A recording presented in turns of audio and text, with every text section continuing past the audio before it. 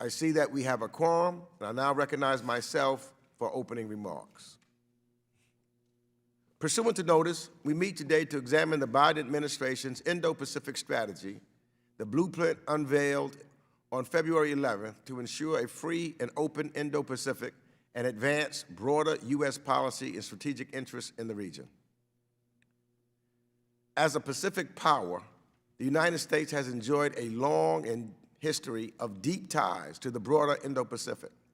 And the Indo-Pacific is home to more than half of the world's population. It is home to 2/3 of the world's economic output and 7 of the 15 largest economies. The region boasts 7 of the world's largest armed forces and 6 of our key allies. It is the source of half of the world's greenhouse gas emissions. The Indo-Pacific is becoming the center of gravity for international relations and will have the disproportionate ability to shape the trajectory of global affairs. It is essential that not only we pursue a strategy that acknowledges the centrality of the Indo-Pacific to core U.S. interests, but also reflects the growing importance of the region to global affairs. And through our history in the Indo-Pacific, although our history in the Indo-Pacific goes back centuries, the shifting geopolitical and strategic environment, as well as emerging challenges emanating from the region, makes it critical that the United States continues to upgrade and expand our engagement in the region. The United States is far from the only player vying for influence.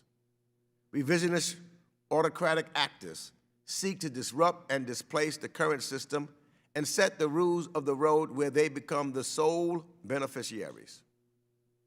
Russia's premeditated and unprovoked invasion into Ukraine demonstrates its disdain for the rules-based international order, and China has woefully abdicated its self-proclaimed role as a responsible stakeholder by failing to condemn Russia's illegal war.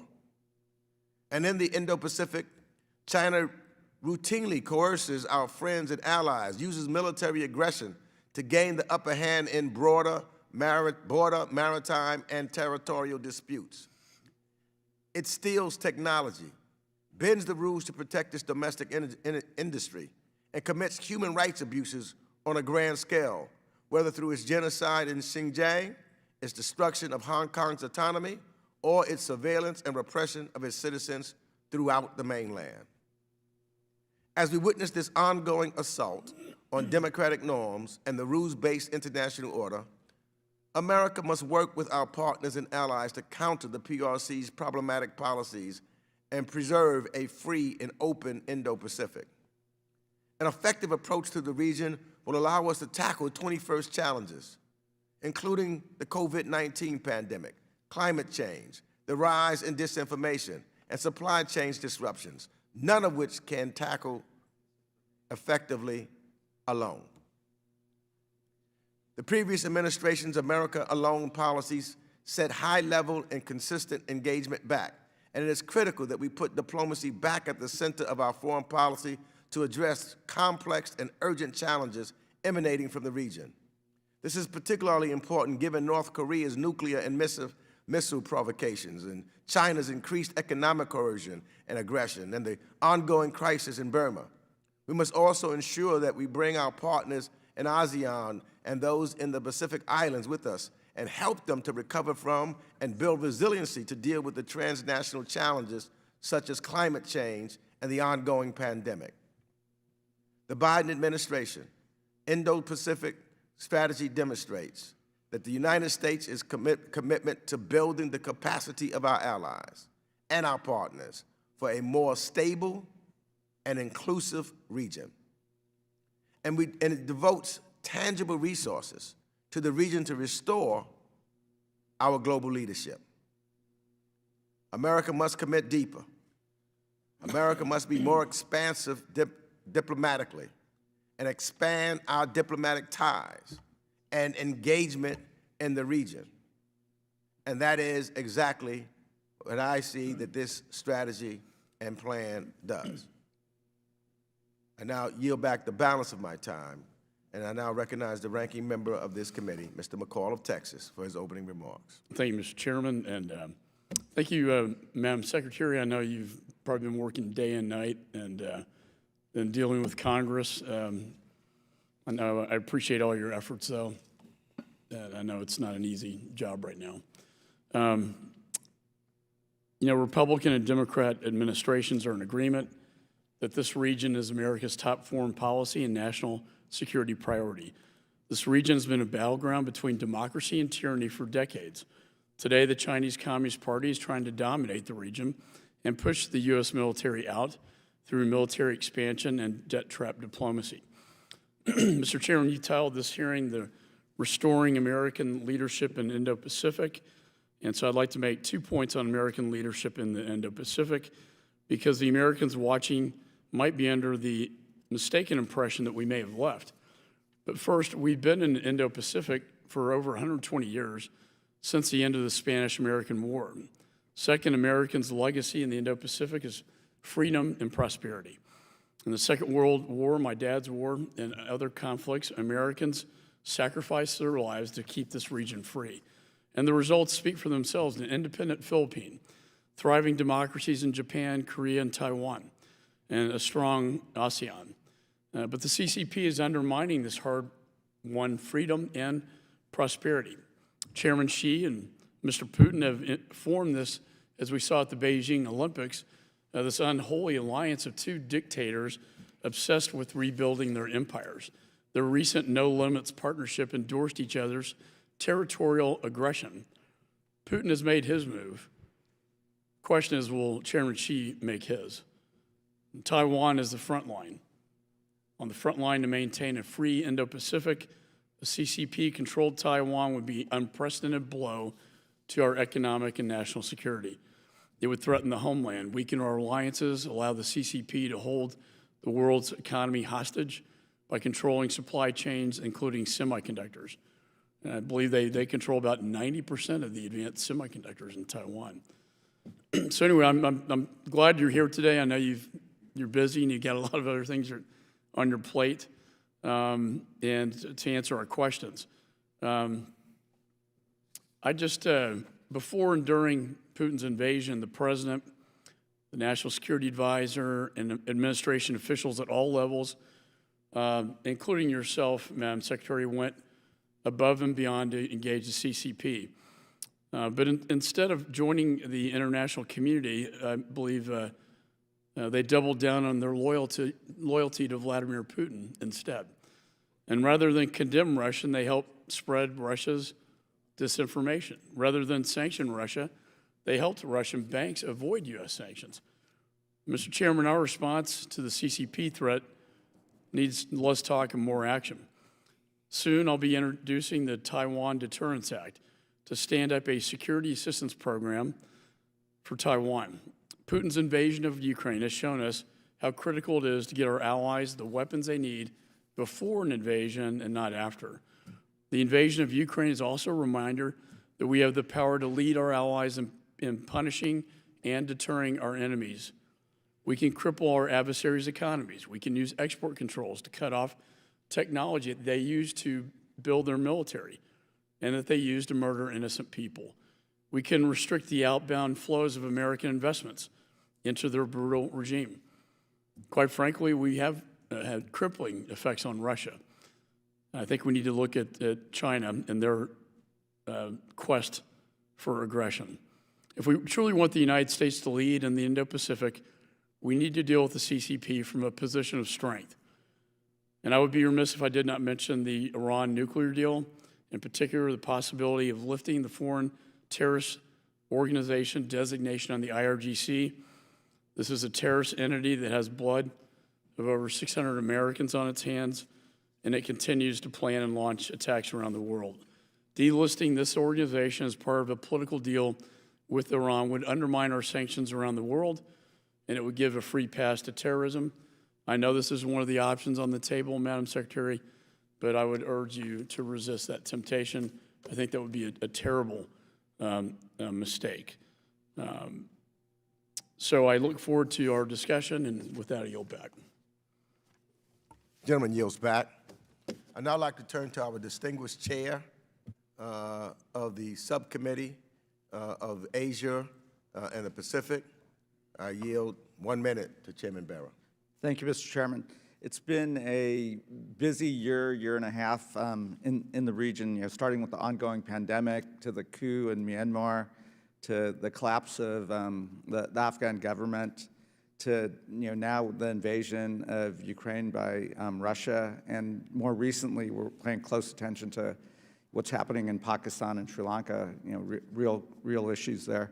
That said, I think the administration's done a lot, and that we can be proud of: restoring multilateral coalitions, elevating the Quad to a leaders level, AUKUS, which will really help us with maritime security in the region, and we look forward to building off of all of that as we, without mentioning China, as we deal with what we see as an autocratic regime, but I'm optimistic about the region. I think we're putting a lot in place foundationally that will help us address many of these crises, but also will lay a framework for a thriving, peaceful, prosperous 21st century.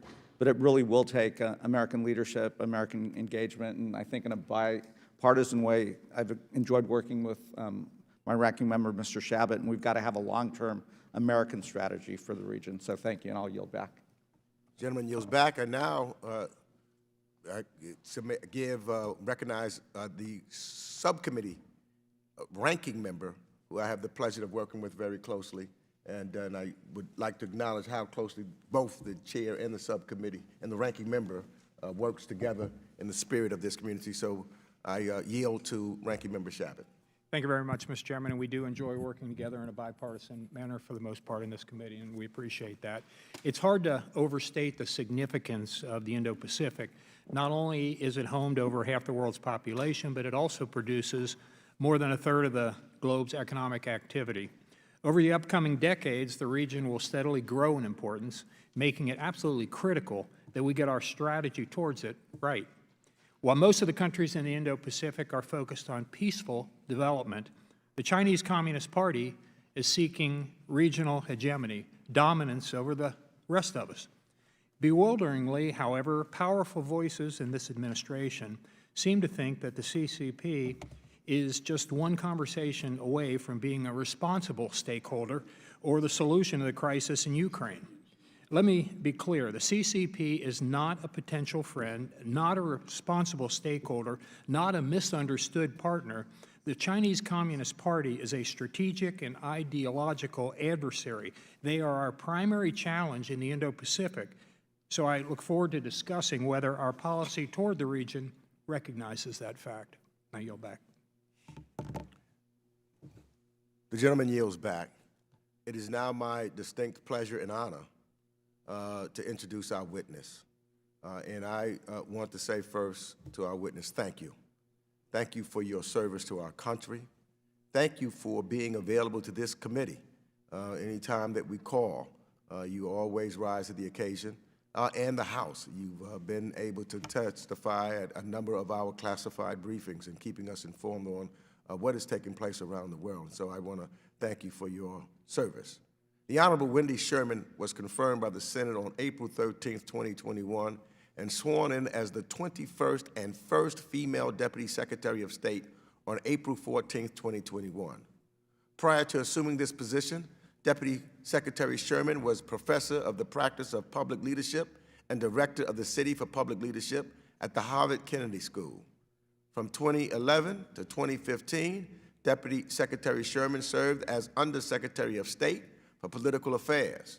Among her many diplomatic accomplishments, she was awarded the National Security Medal by President Barack Obama. She previously served at the State Department as counselor, as special advisor to President Clinton, and policy coordinator on North Korea, and as Assistant Secretary for Legislative Affairs under Secretary Warren Christopher. So, without objection, all of the witnesses' prepared testimony will be made part of the record.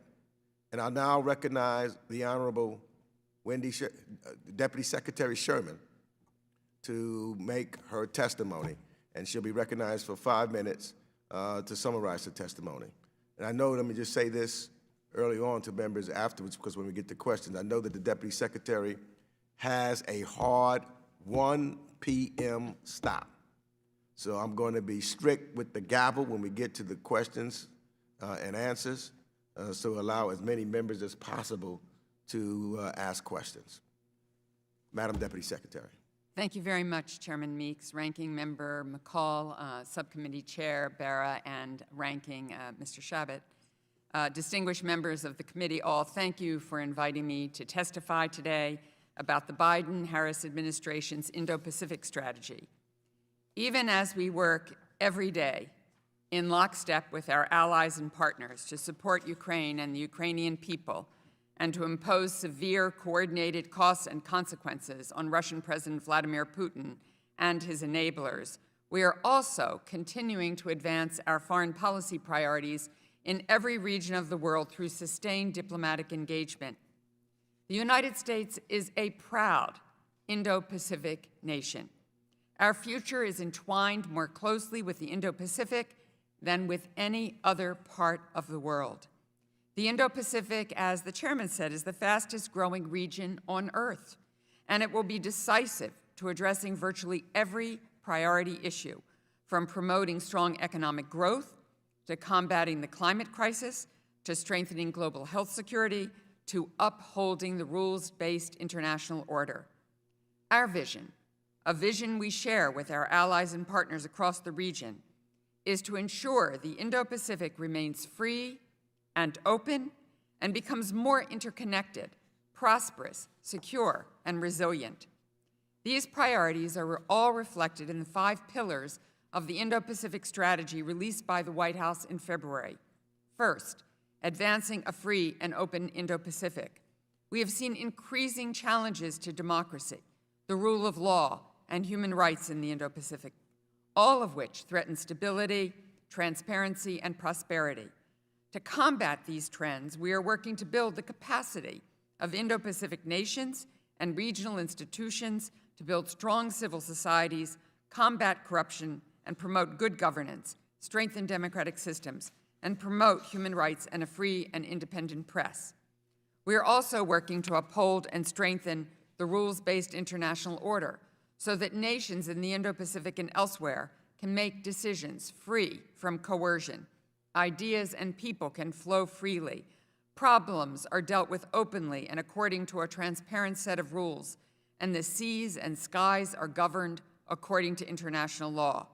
Second, building connections in the Indo-Pacific and beyond. America's network of alliances and partnerships is one of our greatest strengths. That is why we are prioritizing strengthening our collaboration in a variety of forms, including with ASEAN, at the Pacific Islands Forum, and through the Mekong-U.S. Partnership. We elevated the Quad, created AUKUS, appointed a special presidential envoy to lead our Compact of Free Associations, COFA, negotiations with the freely associated states, and reinvigorated trilateral diplomacy with Japan and the Republic of Korea. Third, driving Indo-Pacific prosperity. The Indo-Pacific is home to more than half the global population and 60% of the global economy, which means the prosperity of the American people is linked to the Indo-Pacific. We are proud the United States was selected to host APEC in 2023. As President Biden announced last year, we are working to develop an Indo-Pacific economic framework with our allies and partners. We look forward to continuing to consult with Congress as we refine our economic approach to the region. Fourth, bolstering Indo-Pacific security. Threats to our security are evolving. Members have spoken to that this morning, and our security approach must evolve with them. We are strengthening and deepening our 5 treaty alliances and other vital partnerships across the Indo-Pacific, and working to enhance our capabilities, as well as those of our allies and partners, to keep the peace, defend our interests, deter aggression and other threats, including in the maritime domain. Fifth, building regional resilience. America's security on working with our allies and partners to address shared challenges like the COVID-19 pandemic and the climate crisis. In partnership with COVAX, we have donated more than 180 million doses of safe and effective COVID-19 vaccines across the region. We are investing in clean energy and climate resilience across the Indo-Pacific, creating good jobs in the region, and supporting jobs at home as well. We look forward to working with Congress to ensure our work advancing the Indo-Pacific strategy continues to be appropriately and fully resourced. I know there are many issues that members already have addressed today, including the PRC, and I will be glad to address your questions and our approach in our questions and answers. Obviously, it is core to what we're doing here. I want to end, though, where I began, which is with Ukraine. What happens in Ukraine will have a bearing on the Indo-Pacific. Indeed, it already is, as countries battered by 2 years of the COVID-19 pandemic now must contend with rising prices for grain, energy, fertilizer, all as a direct result of Putin's war of choice. These trends underscore the urgency of our work to build shared prosperity and resilience, including by accelerating the transition to clean energy. We are also deeply concerned about the growing strategic alignment between Russia and the People's Republic of China, as represented in their February 4th joint statement. We have expressed those concerns directly to the PRC, as have our allies and partners. The strong and coordinated response from the international community, including nations in the Indo-Pacific, to Russia's flagrant violations of international law and principles like sovereignty and territorial integrity sends a strong signal that such actions will not go ignored. Thank you again for having me. I've been brief here to ensure time for questions. I look forward to answering those questions. Thank you, Mr. Chairman.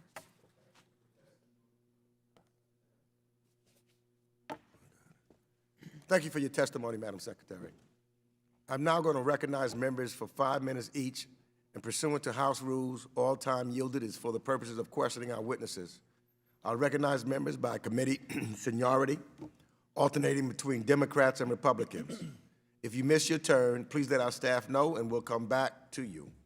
If you seek recognition, you must unmute your microphone and address the chair verbally and identify yourself so that we know who is speaking.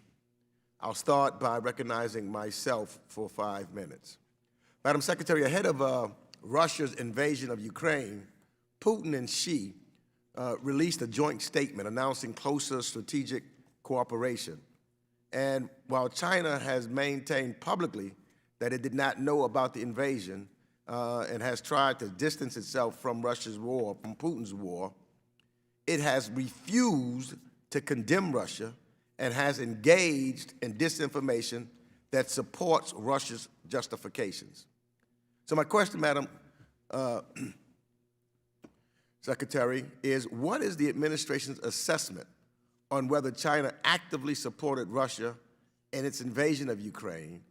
And in the president's call with Xi Jinping, he told the PRC that there would be consequences if China is found to be materially supporting Russia's war efforts. Could you tell us what such consequences would entail?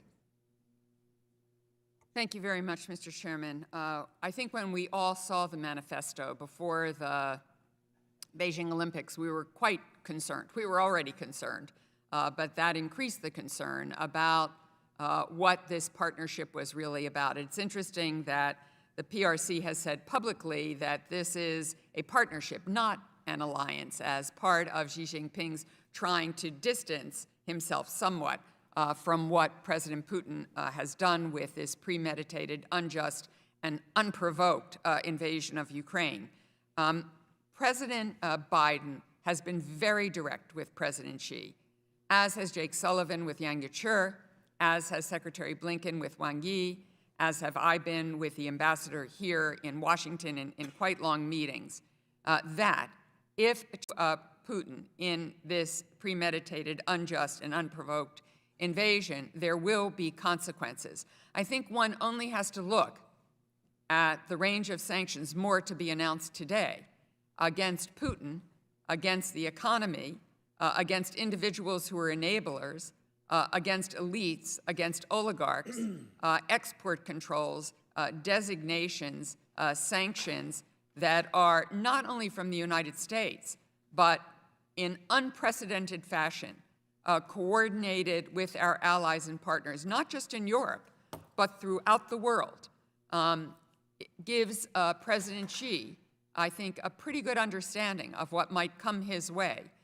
should he, in fact, support Putin in any material fashion. This is a very serious matter that we take quite seriously. Thank you. And I concur. One of the things that the administration should be absolutely praised upon is the unity between not only, as you said, our European allies, but our allies all over the world. And one of a key component of our Indo-Pacific strategy in South Asia hinges on developing a more purposeful relationship with India. There are clearly obstacles to overcome and questions on both sides that must be adequately addressed for the promise of this partnership to be fulfilled. But the potential of consequential U.S.-India relationship, to me, is worth the effort, although I have concerns when I looked at what took place and the abstention that India made in the UN. So strategy says India is an engine for regional growth and development. And aside from its role in the Quad, how does the administration view India's role within and outside of South Asia, and how are you working through some of the immediate term obstacles like one that I just mentioned? Thank you very much, Mr. Chairman. I quite agree with you that our having a strong relationship with India is critical to our goals and objectives in the Indo-Pacific for our own prosperity, security, and to address all of the challenges in front of us, including global health and the climate crisis. India by 2030 is going to be the largest everything, the largest democracy in the world, the largest middle class, the largest wealthy class, the largest poor, the most elderly, the most young people, the largest everything. And they are a democracy. Not perfect, but neither are we, quite frankly. Our relationship is complex. I think it's been quite important, as many of you have mentioned, that India now engages with us, Australia and Japan, in the Quad to try to move forward a set of objectives, particularly around things like global health and climate and ensuring prosperity for the region and economic prosperity. These things are quite important, and we have an important defense relationship with India. India's been in a tough place, and I agree with you. I would have preferred them to have voted yes on the resolution at the UN, and we have said as much to them quite directly. Secretary Blinken talks to Foreign Secretary, External Affairs Secretary Jay Shankar on quite a regular basis. I talk with my counterpart, Shringla, who was about to be replaced with a terrific diplomat who will succeed him. So we've been very direct about our concerns, but India has a history of a relationship with Russia. Most of its defense equipment originally was from Russia. They rely on Russia for fertilizer, which is critical to their agricultural development.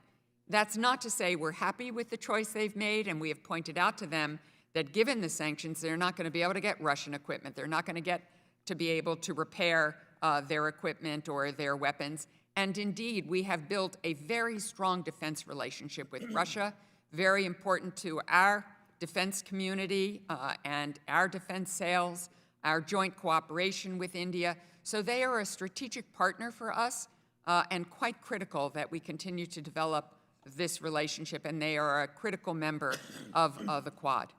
Thank you.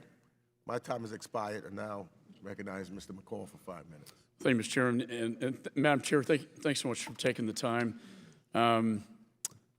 First of all, this committee marked up yesterday a war crimes bill to hold Putin accountable, defining it for what it is. I want to thank the chairman for working with me, and we'll be on the floor today, and it will pass to send a message to Putin and the world that these are horrific war crimes. And after Bucha, my God, the images that came out of there, horrific.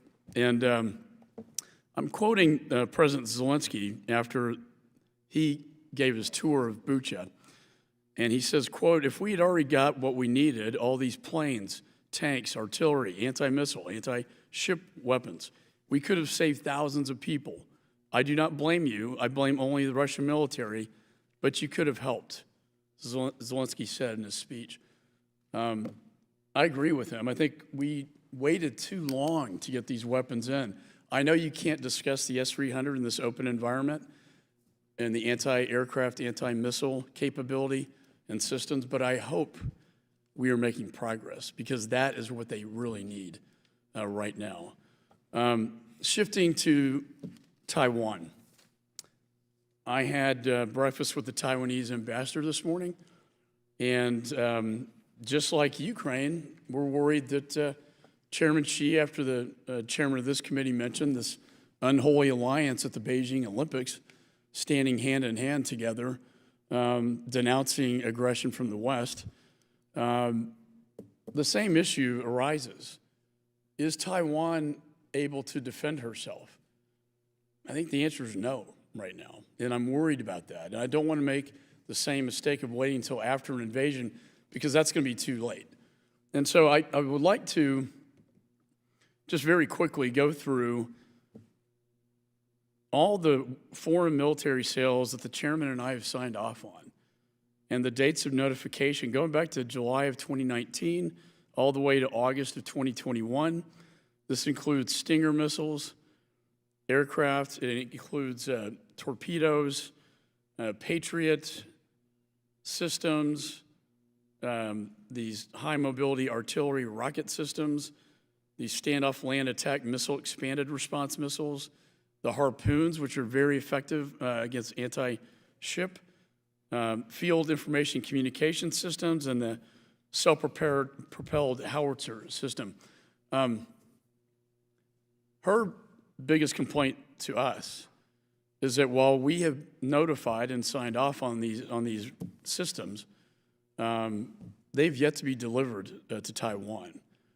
Can you provide some clarity to this, and what is the cause of the backlog? Because if Chairman Xi is on the same timetable here, I'm concerned about what could happen. Thank you very much. First of all, kudos to the committee, to you and the chairman on your not just acknowledgement, but condemnation of the war crimes that have been committed.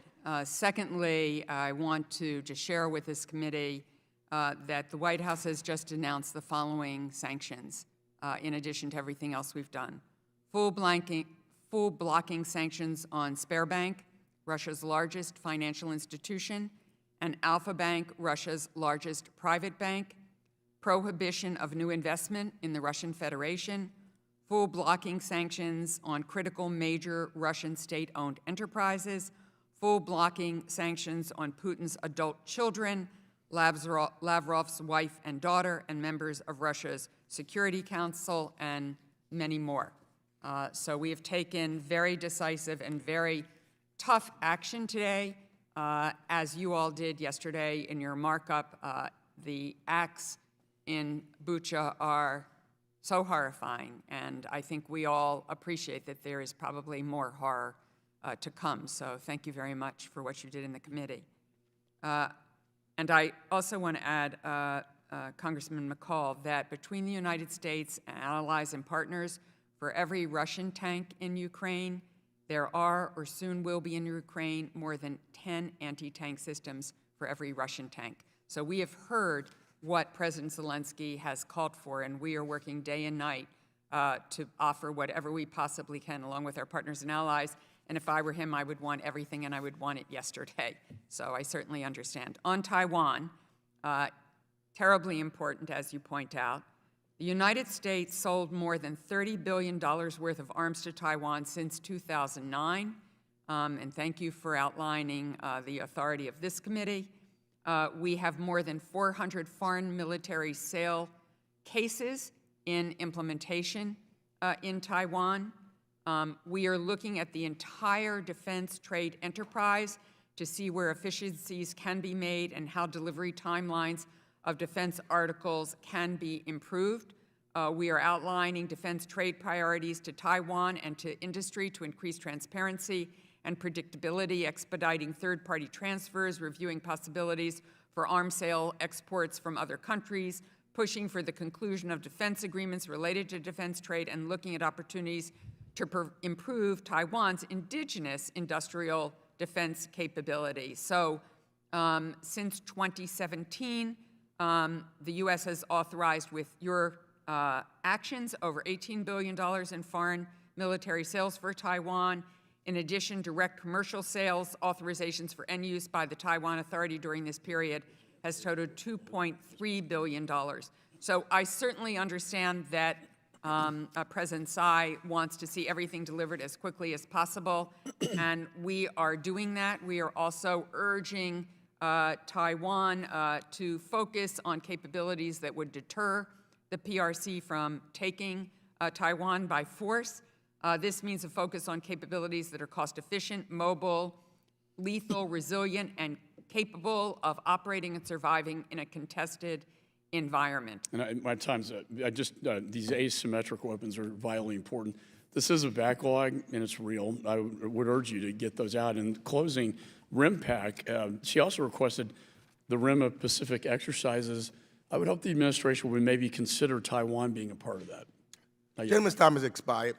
And at this point, I want, allowed myself to go a little over, allowed Mr. McCall go a little bit over, but I'm not going to allow anyone else go a little bit over. And so I'd be asking, make sure I ask my members and the witness to be mindful of the time. I now recognize Representative Ami Bera of California, who's the chair of the Subcommittee on Asia and the Pacific, for 5 minutes. Thank you, Mr. Chairman. I'll watch the clock. I'm going to focus on other parts of the Indo-Pacific, but by no means is that to express that, I don't wake up every morning, with sadness about the tragedy that we're seeing take place in Ukraine, and with concern of the lessons that China and others may take out of this, or the concerns over the security of the people of Taiwan. But a lot happening in the region, and Madam Deputy Secretary, we've had a chance to talk about what's unfolding in Myanmar, and I try to look for a path forward and how we can get to a ceasefire, and I just don't see a clear direction. If you could give us an update on what you're seeing there. It seems like the junta is really digging in, as well as the resistance, and I've talked to ambassadors in the region and others, and appreciate ASEAN's leadership here, but what would you like to see out of Congress, and what can we do working with our ASEAN colleagues?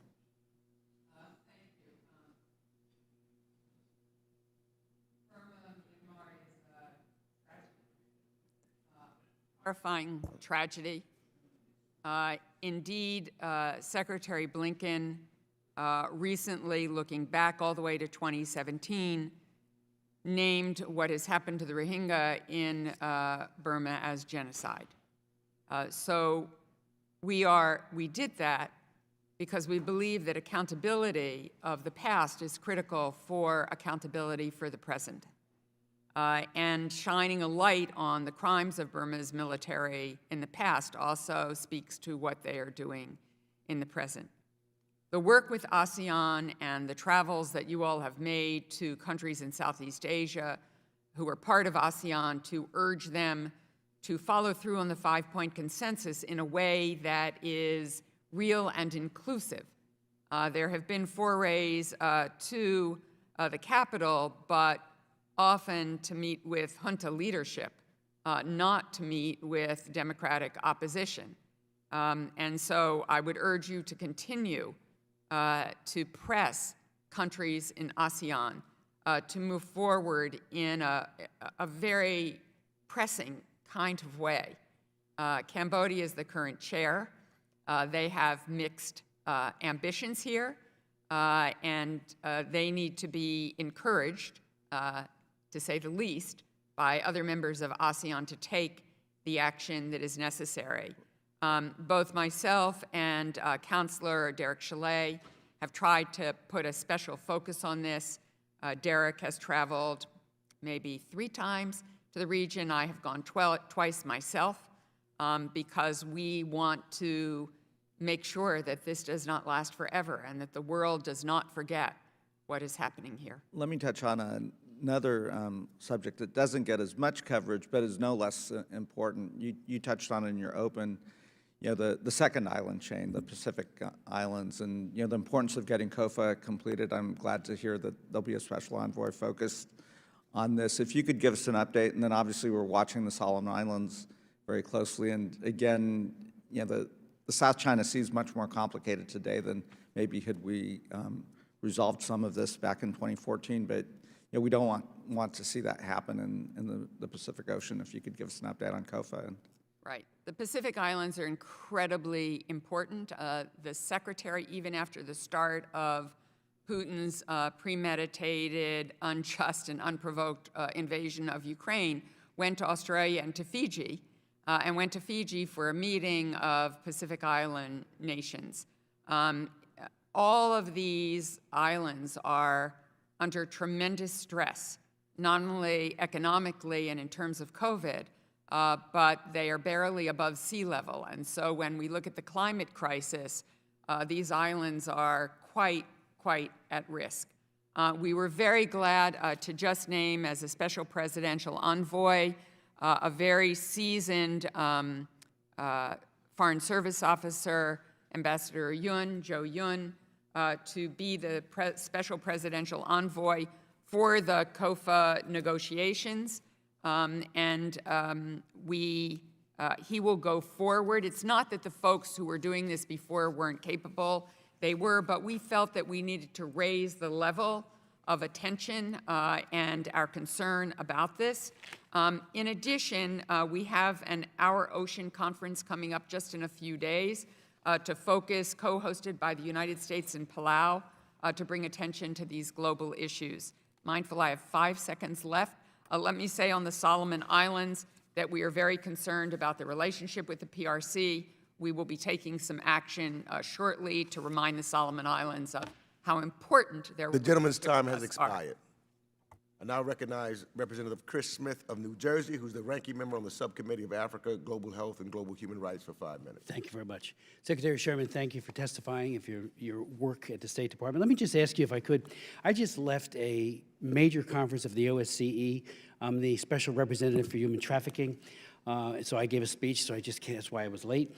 But the UNHCR representative made a very powerful statement about the fact that we're not doing enough. He says it's not big enough and it's not effective enough to help the many, maybe millions, but certainly tens of thousands of unaccompanied minors and women who are vulnerable to the traffickers. And it's getting worse by the day, and I'm hoping you could take back the importance of scaling up the efforts among governments and NGOs because it is a crisis with few precedents, and we're going to find out later all those women and children who are trafficked. People are holding up signs this way if you want to get to a hotel. Next thing you know, they disappear. So please scale that up. That was the message from the UNHCR, and my message was similar, but he had some very actionable information about that. Secondly, if I could, on March 8th, I chaired a hearing of the Tom Lantos Human Rights Commission on war crimes against Putin to bring an action against him. And David Crane, as you know, the special prosecutor for Sierra Leone, he talked about 4 options that are available to us. One is the ICC, but he notes that using this takes the United States pretty much out of the picture because we are not signatories to that. We signed it originally, but not ratified it. But he had a second possibility that he stressed very, very hard, and that is that the UN General Assembly has the authority, where there's no veto power by the Security Council, by Russia and China or China. And he said these hybrid tribunals, like he headed up, that put Charles Taylor behind bars for 50 years, could also be done. And the key is to indict Putin now, right now, so people around him will know that. They too could soon be indicted, but every time we've done tribunals, the indictments come long after the hostilities have largely ceased. So it's accountability, but it has no chilling effect on the ongoing commission of those crimes. And finally, if you could, I am concerned by reports that our embassy in Guatemala, the apparent intervention in the selection of the country's Procurator General, and the continued heavy hand by Ambassador now Assistant Secretary Todd Robinson in violation of the Vienna Convention on Diplomatic Relations. The current Prosecutor General, Consuelo Porras, has been very cooperative with regards to our anti-narcotics efforts. Last year, extradited 63 Guatemalans to the U.S., including 54 drug dealers. DEA, Drug Enforcement Agency, has praised her for that. And yet, there's the apparent reason for the animosity against the current Prosecutor General is that she fired a political ally of Todd Robinson, Juan Francisco Sandoval. Ms. Porras has twice offered through official channels to provide the State Department with evidence as to why she fired him, yet the State Department has reportedly refused to receive it. Why has that been the case, and will you accept it now, and hopefully, even if it's in a confidential way, share that information with us about that? Thank you very much, Congressman, and thank you for your many years of advocacy on human rights. You have long been a leader in this arena, and very grateful for it.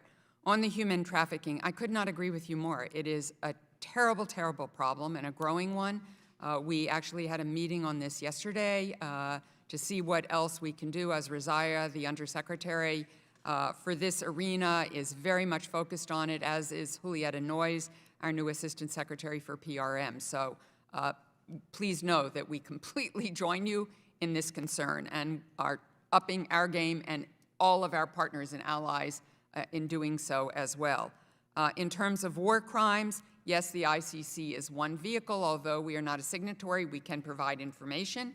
But there are other venues, as you point out. The UN General Assembly is certainly one, but there are other accountability mechanisms, including the Human Rights Council. So there are many ways that we can increase accountability. And I think the fundamental thing, which Secretary Blinken has said again and again, is we will hold Putin and his enablers accountable for these actions. We all believe that Bucha is just the beginning of what we are going to see. And even before Bucha, this administration had said that war crimes had been committed in Ukraine. So I know this will be a high priority. On the issue regarding Guatemala, I don't know the details, Congressman, but we'll get back to you on it. Gentleman's time has expired. I now recognize Representative Andy Levin of Michigan, who's the Vice Chair of the Subcommittee on Asia, the Pacific, and Central Asia Nonproliferation, for 5 minutes. I now ask Mr. Malinowski to chair for a few minutes till I can return. Thanks so much, Mr. Chairman, for holding this important hearing today. It's great to see the committee continuing to focus on the Indo-Pacific as a critical region for U.S. interests. Deputy Secretary Sherman, thank you so much for being here today. I want to focus on the Biden administration's goals for the Indo-Pacific economic framework and which countries the administration intends to include to meet the goals involved for us. My understanding of the IPEF is that we'd like to bring countries together to counter China's influence in the region, rebuild more robust and reliable supply chains, and promote universal values such as labor rights and environmental protections. Yet countries that might be aligned with the U.S. on human rights, like Australia and New Zealand, previously expressed consternation about past trade agreements like TPP being framed as countering China, and countries that might be more willing to embrace a counter-China posture, like Vietnam, Malaysia, Indonesia, or India, would seem to be improbable partners for an agreement based on strong human rights and climate provisions, according to the State Department's annual human rights reports for those countries. So how does the administration plan to reconcile these competing interests, and how you prioritize adherence to strong human rights standards, particularly labor rights and climate protections, when considering participants in the IPEF? Thank you very much, Congressman. There are 4 pillars to the Indo-Pacific Economic Framework: fair and resilient trade, including labor, environmental, and digital provisions; resilient supply chains; infrastructure, clean energy and decarbonization; and tax and anti-corruption. We have not made final decisions on membership. The framework will be open and inclusive to those partners that share our ambitions and commitments to high standards. So I think, Congressman, the bottom line here is we are interested in things that will advantage and support American workers in everything that we do and the values of the United States of America. And so the concerns that you have raised are certainly ones that are on our minds as we proceed to fill out this Indo-Pacific economic framework. All right, well, thanks. So let's drill down a little on the human rights standards and how they'll work in practice in the framework. You know, I feel too often we think of human rights protections as in competition or conflict with our security or economic interests, when in reality, strong human rights protections can be an essential enabling factor for sustainable security and equitable economic growth, the kind of American values you were talking about. And strong labor protections for workers in each country can ensure that all workers within the framework won't be exploited for cheaper wages or harsher working environments, thus preventing a race to the bottom and helping economic security grow for everyone. So how will the administration's framework build in strong rights protections at the foundation of the agreement? And what will happen if participating countries are found to be in violation of those standards, particularly standards for workers? Thank you very much, Congressman. All of the details of how we're going to fill out the IPEF are not fully resolved yet. But I can assure you that ensuring that this is high standard agreements, understandings, projects, work together will be at the foundation of everything that we do. We are about making sure that there is a free and open and interconnected Indo-Pacific with high standards that ensure the prosperity, security, and stability of the United States of America and our interests in them, and certainly workers' rights, labor rights, human rights are at the core of that. President Biden said at the beginning of the administration that human rights would be at the center of our foreign policy, and indeed they are. All right, well, so in the little bit of time I have left, I just I assume that the framework is going to be non-binding, so I think we really have to figure out ways to have mechanisms to enforce labor standards. And I'd certainly encourage us to look to what we did with USMCA as kind of a floor in this regard, so that we can really make sure that we're raising the boats for all people and certainly the workers of this country. Thanks, Mr. Chairman. I think my time's expired, so I yield back. Thank you. I will now recognize Representative Chabot of Ohio, ranking member of our Asia-Pacific Subcommittee. Thank you. Thank you very much, and thank you for being here today. As you may know, I'm one of the co-chairs of the Congressional Taiwan Caucus and one of the founders of that caucus about 20 years ago. And as we all know, Taiwan faces a very serious threat from the Chinese Communist Party. It has for some time now.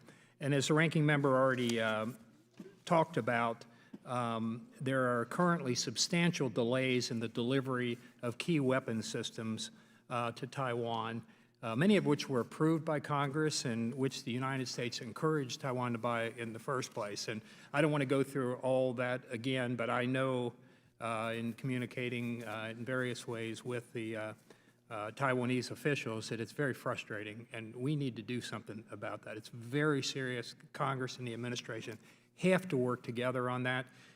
We've seen in Ukraine how critical it is that we get the weapons to who is threatened, Ukraine in the case of Russia and Taiwan in the case of the PRC, ahead of time, way ahead of time. Hopefully that'll deter the military action from ever happening, just as nuclear weapons have prevented nuclear wars from happening over time. You need to have these things ahead of time, and I'm not promoting nuclear weapons, but we've got them, and the Russians have got them, the Chinese and others.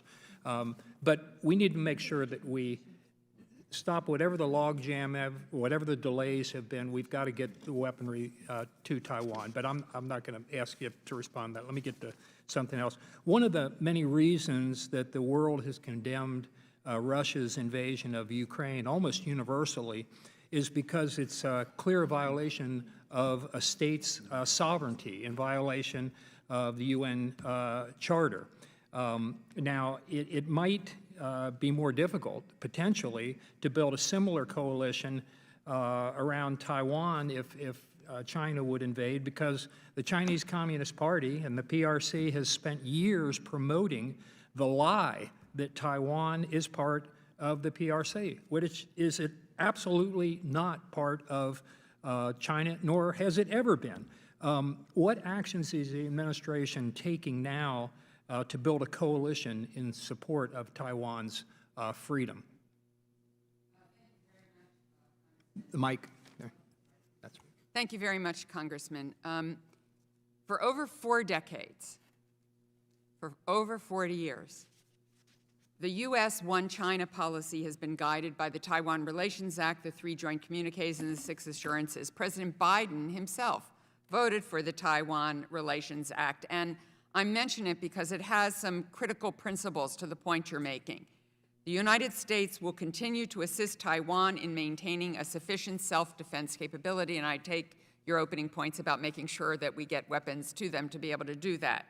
That the United States would regard any effort to determine the future of Taiwan by other than peaceful means a threat to the peace and security of the Western Pacific and of grave concern to the United States, and that the United States will maintain the capacity to resist any resort to force or other forms of coercion that would jeopardize the security or the social or economic system of the people on Taiwan. That's what the Taiwan Relations Act is all about. Our commitment, as you know, is rock solid, and it is bipartisan. We encourage all UN member states to join us in supporting Taiwan's robust and meaningful participation throughout the UN system and in the international community. Taiwan's exclusion undermines the important work of the United Nations, its specialized agencies, and related organizations, when in fact countries like Lithuania and Australia are coerced to not recognize Taiwan, not to engage with that economy, with that region, jurisdiction. They, in fact, are really trying to stand with those countries facing that coercion. Thank you. Let me cut you off there for a second. I'm almost out of time. I wanted to get in one more question here. When the U.S., both the candidates for both parties were opposed to the TPP, the administration is now working on the Indo-Pacific economic framework. Taiwan is such a strong ally of ours and an important country, and I don't say that by accident, in the region, absolutely should be part of that framework. Will Taiwan be invited to join the Biden administration's Indo-Pacific economic framework? So If not, why? Why not? As I've said, we just haven't made final decisions on membership, and the framework will be open and inclusive to those partners that share our ambitions and commitment to high standards. Well, you absolutely should invite Taiwan. I hear you. I'll take that back. Thank you. Thank you. Thank you.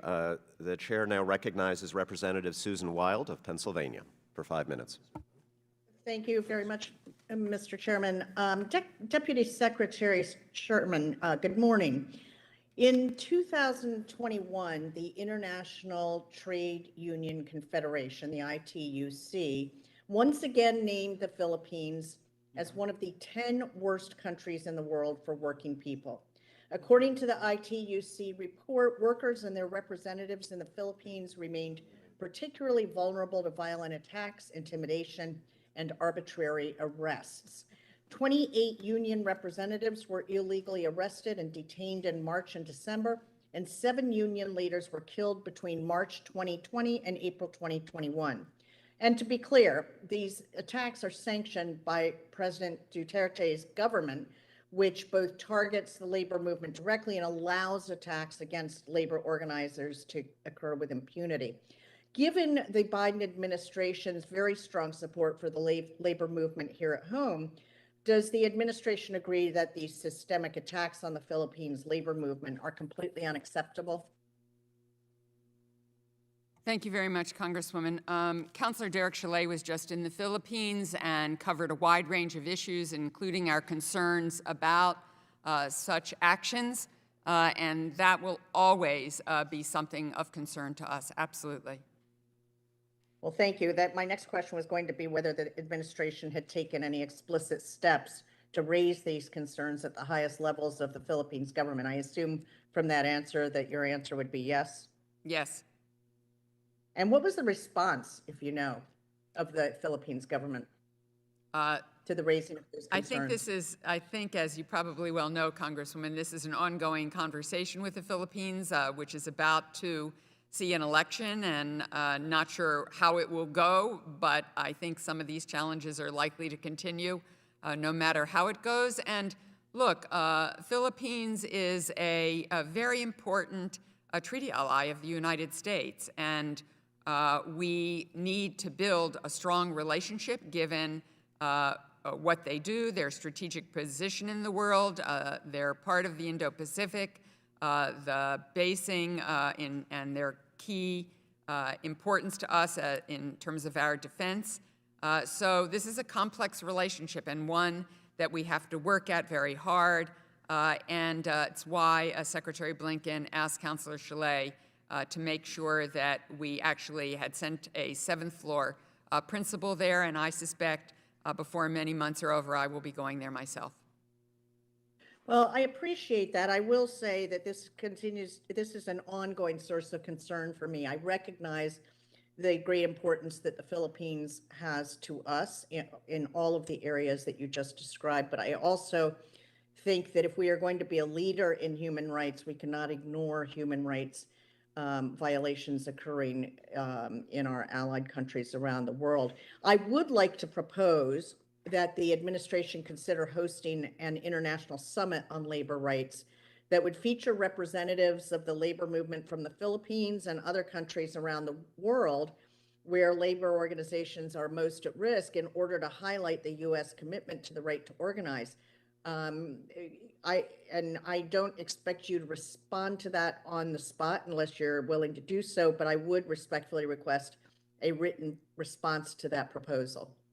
Thank you for that idea, Congresswoman. We will give you a response. And I should also mention that we all support Maria Ressa, a really extraordinary journalist who has tried, not only gotten a Nobel Peace Prize, but has met with Secretary Blinken and continues to be a tremendous person to bring transparency to the system in the Philippines.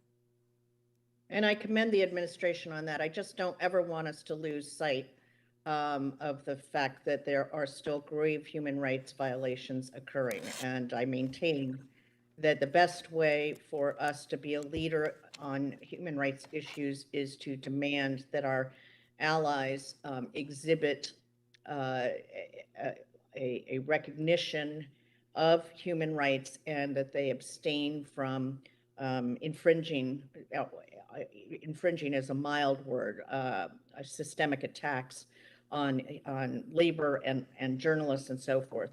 With that, Mr. Chairman, I yield back. Thank you very much, Secretary. Gentlelady yields back.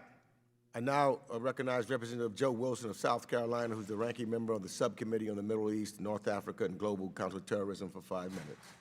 Thank you very much, Chairman Greg Meeks, for your bipartisanship. And this is truly a time we all need to be working together. And Madam Secretary, thank you for your service.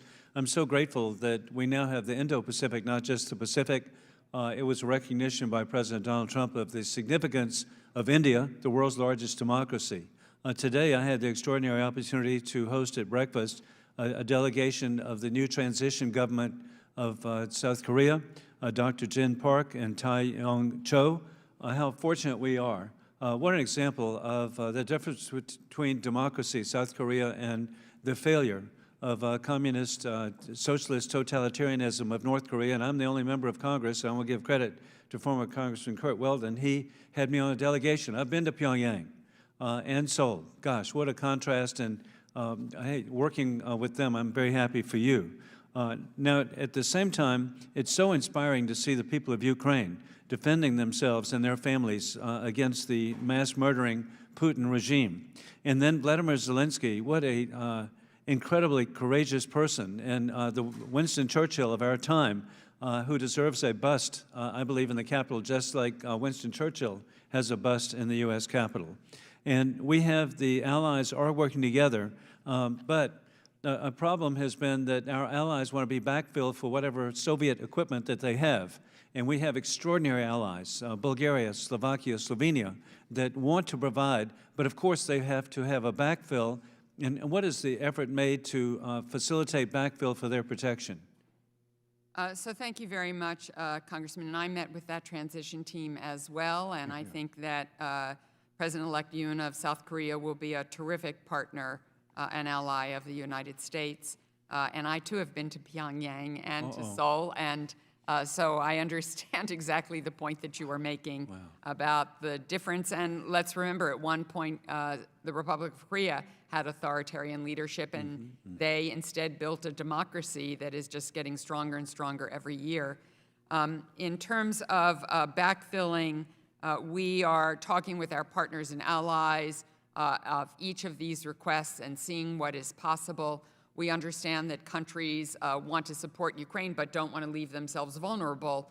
So we are taking this on a case-by-case basis and seeing what is doable. Well, thank you for, and please facilitate that. It's so mutually beneficial for the people of Ukraine and the world.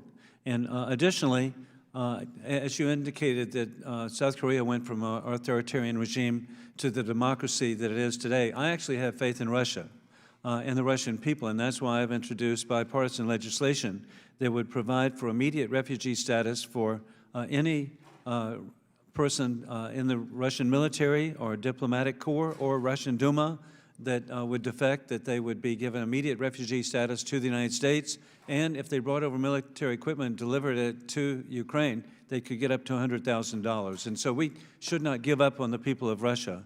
But sadly, and I can't believe it, and I appreciate Chairman Meeks bringing this up, India, the world's largest democracy, should be standing firm with the other democracies. We're in a conflict that has been identified by President Biden of totalitarianism against democracies. And so either we stand for democracy's rule of law, or we'll be facing around the world destabilization by governments that are rule of gun. And so how can we make an effort to replace the oil that India depends on and the military equipment that they've depend on from Putin? This is just so illogical for the extraordinary country of India, the wonderful people of India, to be overlooking, abstaining. That's incredible. That's such an insult to the people of India. Thank you, Congressman Wilson. I addressed this a little bit earlier to say that our relationship with India, as you point out, the world's largest democracy, is critical in so many areas. We've had very direct conversations with them about how we can address their very legitimate needs for their country. I think that there's progress being made to see what we can do to be supportive to them, while at the same time urging them to be more forthright regarding what's happening in Ukraine. I did note that they made comments not surprising about the horrors that have taken place in Bucha. And so I think we just have to keep working at this relationship and understanding the complexity of it and helping to support India to really understand what is in their national security interest. With 3 million Indian Americans, the most successful immigrant group in the United States. The gentleman's we time should has be together. expired. I now recognize Representative Dina Titus of Nevada for 5 minutes. Thank you, Mr. Chairman. Madam Secretary, thank you for being here. I often meet with ambassadors from some of these other countries, and they tell me when they're working to develop infrastructure projects or defense investments that they often turn to China instead of to the United States. We saw this with the recent agreement with the Solomon Islands in China. They always say, well, if we had an alternative with the U.S., we would do that. Could you talk a little bit about maybe the Development Finance Corporation and the Millennium Challenge, and what maybe Congress can do to make those programs more flexible or more attractive to some of these places as an alternative to China? Thank you, Congresswoman. It's a really good and important question about why countries turn to the PRC when we really would like them to turn to us. And I want to say that although I expect that the Solomon Islands has been very straightforward that it's going to sign this agreement, they have not done so yet.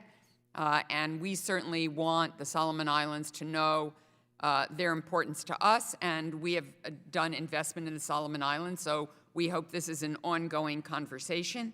On the DFC, I think we've done some very important things. We were just talking about India, $500 million for a solar farms project, other investments in India, terrific DFC investments in other places in the world. MCC just got a compact signed in Nepal, even after a very aggressive effort by the PRC to stop the Nepalese from signing that MCC compact. So these vehicles are terribly important. The DFC has a lot of steps that countries have to step through, and I think we all should look at whether, in fact, all of the steps in each of these arenas are what they ought to be to make sure we are agile and flexible. It is why we've introduced the B3W effort, which is bringing private investment to the area, high standard, climate aligned, transparently financed infrastructure to Indo-Pacific economies, mobilizing private capital, why the Indo-Pacific economic framework is important to again raise up understandings and work together with countries. I think too, that countries are finding that the PRC comes with some strings that end up not being in their interests, where they take out a loan, default on it, and then the PRC seizes the assets, and it turns out to be a liability for a country, not an asset. That certainly has been experienced in Africa, where the PRC brought in its own people, didn't transfer technology, didn't transfer capabilities, and so African countries ended up with large debt without the infrastructure they needed, or infrastructure that was regulated in a way that it didn't crumble 5 years later. So we've got work to do to become more agile, to become more flexible, to be able to move faster in the ways that you suggest. But we do have tools, we do have vehicles, and we have diplomats all over the world in all of our missions working very hard. And the last point I'll make, which I make in the Senate more than I make here, which is please, please, please get our ambassadors confirmed. Because when we have a Senate-confirmed ambassador, they are seen differently by countries. They are more aggressive. They advance our interests. They push the envelope. We need all of our ambassadors in place, and so urge your Senate colleagues to get the job done. Thank you. Well, thank you. If as you look at these different programs and you see that they need some flexibility or some changes in some of all these steps and red tape that are required, please come to us if there's something that Congress can do that you can't do internally, and maybe we can work together to be sure that they are used to their maximum potential, and that countries don't have to choose China as an alternative. Thank you, Mr. Chairman. I yield back. I look forward to working on this with the department. Gentlelady yields back. Now recognize Representative Darrell Issa of California for 5 minutes. Thank you, Mr. Chairman. Madam Secretary, a couple of quick observations and then a number of questions. As you know, as the JCPOA, as we exited it, it did not change the fact that Iran was bound by the JCPOA and continued with our European partners. So if that's the case, then the fact that just a few months, just about the time President Biden was being sworn in, when Iran announced that it had achieved 20% refinement, or continued on past the 3.67 that it had contractually bound to, they by definition are not trustworthy to keep the JCPOA, which they were bound by with our European partners. Clearly, they continued terrorist attacks. They continued even till today with the recent attacks both in Iraq and, of course, the attacks in Saudi Arabia using their proxies. Having said that, that's who we're dealing with. Can you assure us, as a representative of the State Department, that you will one, become transparent as to the details of the agreement, because at this time, based on both classified and open briefings, as far as I can tell, the deal will be identical to the original deal, recognizing that that's Iran's stated position, and that appears to be where we're negotiating is from a position of weakness where we cannot get any improvements or further assurances. But can you commit that you will not lift sanctions on the Iranian Revolutionary Guard Corps? Can you commit that you will work with Secretary Blinken and the president not to waive weapons sales from Russia to Iran? Can you commit to advising Secretary Blinken and the president not to waive oil sales transfers between Russia and Iran? Could you commit, as part of this process, that you would not allow transfers of nuclear materials between Russia and Iran as part of this deal? And could you commit that you would at least use your efforts not to have reactor plans, schematics, or blueprints move between Iran and Russia? Lastly, could you commit that the JCPOA, if it's re-entered, would not allow for a continued activity such as the enrichment of uranium, which now exceeds 20%? I know I gave you a lot, but I would prefer to give you all of them, and then you can just say yes to all of them that you would commit to. Thank you, Congressman Issa. Hey, Chairman, I'm glad that was funny for you, because on one hand, I know the answer is probably no, but I do sincerely believe that these are the areas that Congress should insist that some aspect of this, particularly relative to Russia as a partner, be included, since we are currently effectively defending a country at war, which means we effectively are involved in a war with an actor that our own president has called a war criminal. Congressman, you raise very serious concerns, and I take them very seriously. And I will say this about the JCPOA. President Biden said that his interest is to return to compliance for compliance if Iran would be compliant with the JCPOA. And those negotiations are not over. And when I was the negotiator for the original JCPOA, leading a phenomenal team and working with then Secretary Kerry and with my European colleagues and the PRC and Russia at the time, it was very critical for people to understand that nothing is agreed until everything is agreed. That it's not about, are you 20% there, 90% there? It's binary. You either get there or you don't. And so I don't think we know the outcome yet of whether, in fact, we will get a return to compliance for compliance. I absolutely believe that we should be transparent with Congress, and I know that Rob Malley, who now is the lead negotiator with the team, and Brett McGurk from the White House have done briefings up on the Hill, and I'm sure they will do many more and share those details as this comes together. And I want to make one, I agree that the situation with Russia is now very complicated, though I would note that at the time we were negotiating the original JCPOA, Russia took Crimea. And so it was a very bizarre situation where we were negotiating with the Russians at the same time they were doing things that were horrible and certainly not as unspeakable as what they are doing now. So yes, it's complicated, but we will be transparent with you. We will take the concerns you've raised with great seriousness. Gentleman's time has expired. Thank you, Mr. Chairman. Yield back. I now recognize Representative Dean Phillips of Minnesota for 5 minutes. Thank you, Mr. Chairman. Greetings, Madam Secretary. I want to associate myself with the remarks of my colleague, Mr. Issa, relative to the JCPOA. None of us want to see a nuclear-armed Iran for obvious reasons. I think that's a comprehensive statement for the Congress, and I know for the administration. But we already have a nuclear-armed tyrant in the Indo-Pacific, and that's North Korea, of course. What is our strategy relative to containment? They just tested their first ICBM since 2017. Saber rattling continues.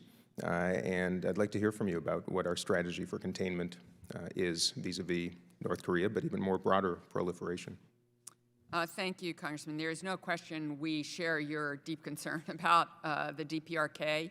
There have been 13 launches. The last one, as you noted, all believe was an intercontinental missile, ballistic missile. We expect that there are likely to be more. As one of your colleagues mentioned earlier, the transition team for President-elect Yoon of South Korea is here, and this has very much been part of their discussions with everyone with whom they have met, which is to ensure that we take some strong action to let the North know that they can't just keep doing this without any consequences, that we take actions that show we have a credible deterrence against any attack by North Korea. At the same time, we, the South Koreans and the Japanese, all believe that we should make it clear we also have an open channel for dialogue without preconditions to end the specter of what the North Koreans are doing. So it's practical, it's calibrated. We are moving on all of those vectors simultaneously and critically in a trilateral fashion with Japan and the Republic of Korea, because strength comes from partnerships and alliances. It's true where Ukraine is concerned. It's true where the DPRK is concerned. And in your estimation, these strong actions that might still be in the toolkit, are any of them actionable or achievable without Chinese support? I think they are, but I also believe that the PRC believes above all else that stability is critical. And so we have said to them, and will continue to press on them and have our allies and partners press on them, that this is not taking action that will lead to a stable and prosperous Indo-Pacific. This is not good for the PRC any more than it's good for all the rest of us. And having a nuclear-armed North Korea is not in China's self-interest. So I can't tell you, Congressman Phillips, that we have an answer today, Sure. Because it's evident that the North Koreans right now are intent on spending what little money they have while their people starve, probably facing another famine, probably having a horrendous COVID outbreak that none of us really know about because they've kept it so quiet. So I can't tell you today we have solved this problem or will tomorrow, but we're working at it quite hard. Ambassador Sung Kim is here for consultations. We'll be consulting with his Japanese and South Korean colleagues in Seoul shortly, and their ongoing consultations as well to see what else we can be doing. And can you share any specific examples of other quote-unquote strong actions that remain in the toolkit that have not been employed yet, vis-a-vis North Well, I Korea? think there are a whole range, everything from sanctions, some of which we have imposed already, to actions like the South Koreans took after the most recent launch to do their own missile launches, to say we have a deterrence, the exercises that we do, the trilateral relationship, statements and actions at the UN Security Council to hold the North Koreans accountable in the committee that looks at nonproliferation, to make sure that we stop any material going into North Korea that can be used for the development of missile technology or nuclear technology. We have done a good job, as I must say. Steve Biegun, who was my predecessor, a good professional, worked very hard to ensure that North Korean workers who went abroad and sent remittances back, that we got to countries and told them to send those North Koreans home. Don't allow them to have that chain of financial support for North Korea. So we try to work this in every domain. So I just got 10 seconds. Any carrots that have been, that you contemplate relative to changing behavior? Any what? Carrots instead of sticks to change Well, I behavior. think we have said to them that we are open to diplomacy. We have let them know in appropriate ways things that might come their way if we can get to a different place. Gentleman's time has expired. I now recognize Representative Scott Perry of Pennsylvania for 5 minutes. Thank you, Mr. Chairman. Thank you, Secretary, for being here. Is the Biden State Department policy regarding China a failure? No. It's not. Okay, I want to read I'm going to go through a timeline with you. Last July, you were on trip and you were handed a list of 16, as they're alleged, erroneous U.S. policies toward China, 10 cases of concern to be rectified before ties could improve. Then, so that's July of 2021. Then in October, China and Russia, for the first time ever, conducted joint naval drills in the Western Pacific around Japan. And then in November 15th, the President and Xi had a virtual summit where the President tried to win support for our position vis-a-vis Ukraine. Then in November, later in November, China and Russia sent bombers into Japanese and South Korean ADIZ. Vladimir Putin and Xi have met more than 30 times since 2013, and I suspect you're aware that Xi calls Putin his best friend. Subsequent to that, the Department of State held a 1.5-hour meeting with China's ambassador, Qin Jiang, where he was given U.S. intelligence regarding Russian armored unit placement. And then December of 2021, there was more information exchange throughout December regarding U.S. intelligence, which was given by China to Russia. There were 4 of these meetings, including one where you, Madam Secretary, were present. February 4th, Putin arrived in Beijing for the Winter Olympics. And then on February 7th, Xi and Putin announced that the two nations' friendship has no limits and issued a joint statement pledging what is described as unprecedented cooperation. And then on the 24th of February, Russia invaded Ukraine. Whose idea was it to give China the intelligence we had on Russia? Congressman, I don't think this is probably the appropriate forum to talk about intelligence matters. I'm not talking about the intelligence itself. I want to know who made the decision. I understand, but you are presuming that we shared intelligence in a particular manner, and I'd rather have that conversation. I'm happy to have that conversation with you behind closed doors, but it's also been reported that methods and sources were compromised. Did the State Department compromise sources and methods? We never compromise sources and methods, Congressman. In determining whether the policy is correct, it says in the most recent release of the Indo-Pacific strategy that we're competing with the PRC, competing and managing competition. Admiral Lu Yuan in 2019 said sinking 2 U.S. aircraft carriers would kill 10,000 American soldiers. What the United States fears the most is taking casualties. We'll see how frightened America is. And of course, you probably know Ambassador Qin Jiang just this year said it's most likely if we support Taiwan independence or continue to, will involve China and the United States, the 2 big countries, in a military conflict. I've heard your testimony here this morning, and you've talked about climate change on numerous occasions. Do you know that the Chinese already claim to have success in elevating presidential climate envoy John Kerry, who's a genocide apologist, to be in charge of the Biden overall China strategy? Is that true? Congressman, I appreciate that you have a perspective on the Biden-Harris administration policy towards the PRC. Let me be clear, as Secretary Blinken has said, there are 3 elements to that policy. Yes, to compete and to win, to invest in our country so that we can win the future vis-a-vis the competition in a responsible manner. Second, that we challenge China where we must. That is in areas like the South China Sea, their more aggressive action towards Taiwan, and very many other areas. And third, to cooperate in those areas where it is in our self-interest to do so, to ensure that we have a planet for my grandchildren that still So I don't want you to be irresponsible. I agree with you about that. But a central demand in the list handed to you was that the United States no longer challenge China's domestic Marxist, Leninist political system. Now, for my whole life, or at least since Kissinger went to open up China, allegedly, and then their entry into the World Trade Organization, et cetera, we've had a policy in the United States that somehow open markets and relations with the West would change China. Has the United States government lied to or been wrong about that policy the whole time? Because it's not happening. I hear you loud and clear, Congressman, and I'd urge you to sit down and have that conversation with Secretary Kissinger. I think that we all understand that life's a lot more Thank complicated. you, Mr. Chairman. I yield.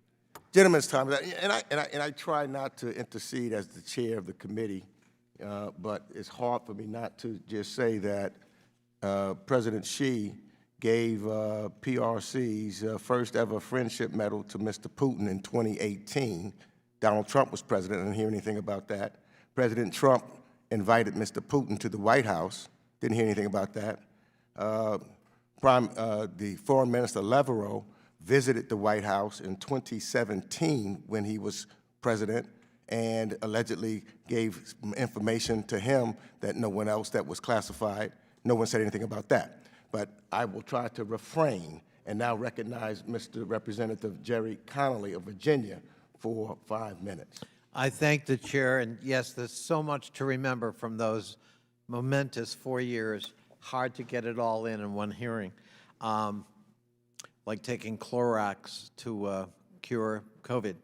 I seem to recall the President Trump, actually, one you left out there maybe, Mr. Chairman, praising Xi Jinping on his management of COVID and the virus coming out of Wuhan early on. Yeah.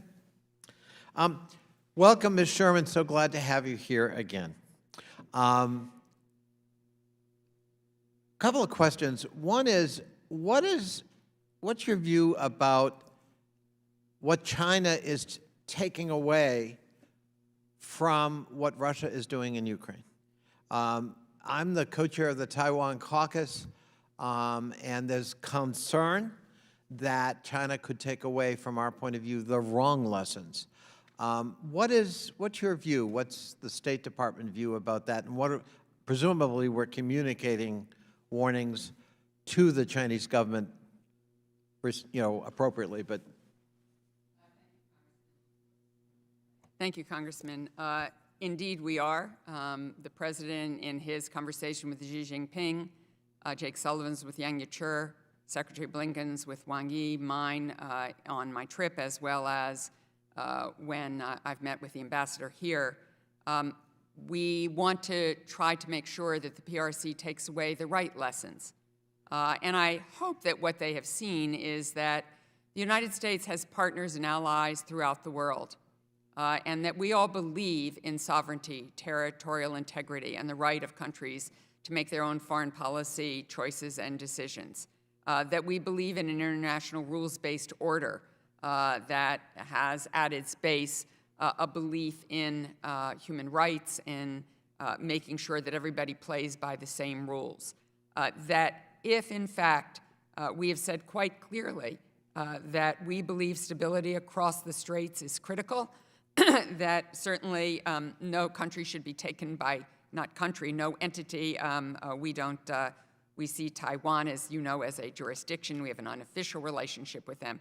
So we don't see in our one China policy that the mainland's taking Taiwan by force is acceptable, and certainly doesn't lead to stability along the Taiwan Straits or stability in the Indo-Pacific. And so we hope that the PRC understands that any such action would see a response from the international community, not just from the United States.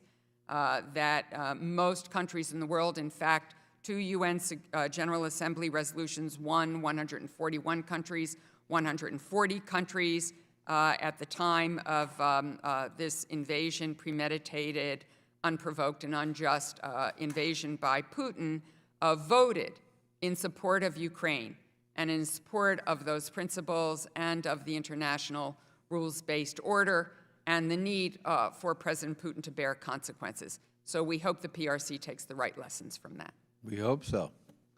As you know, NATO is updating its strategic concept.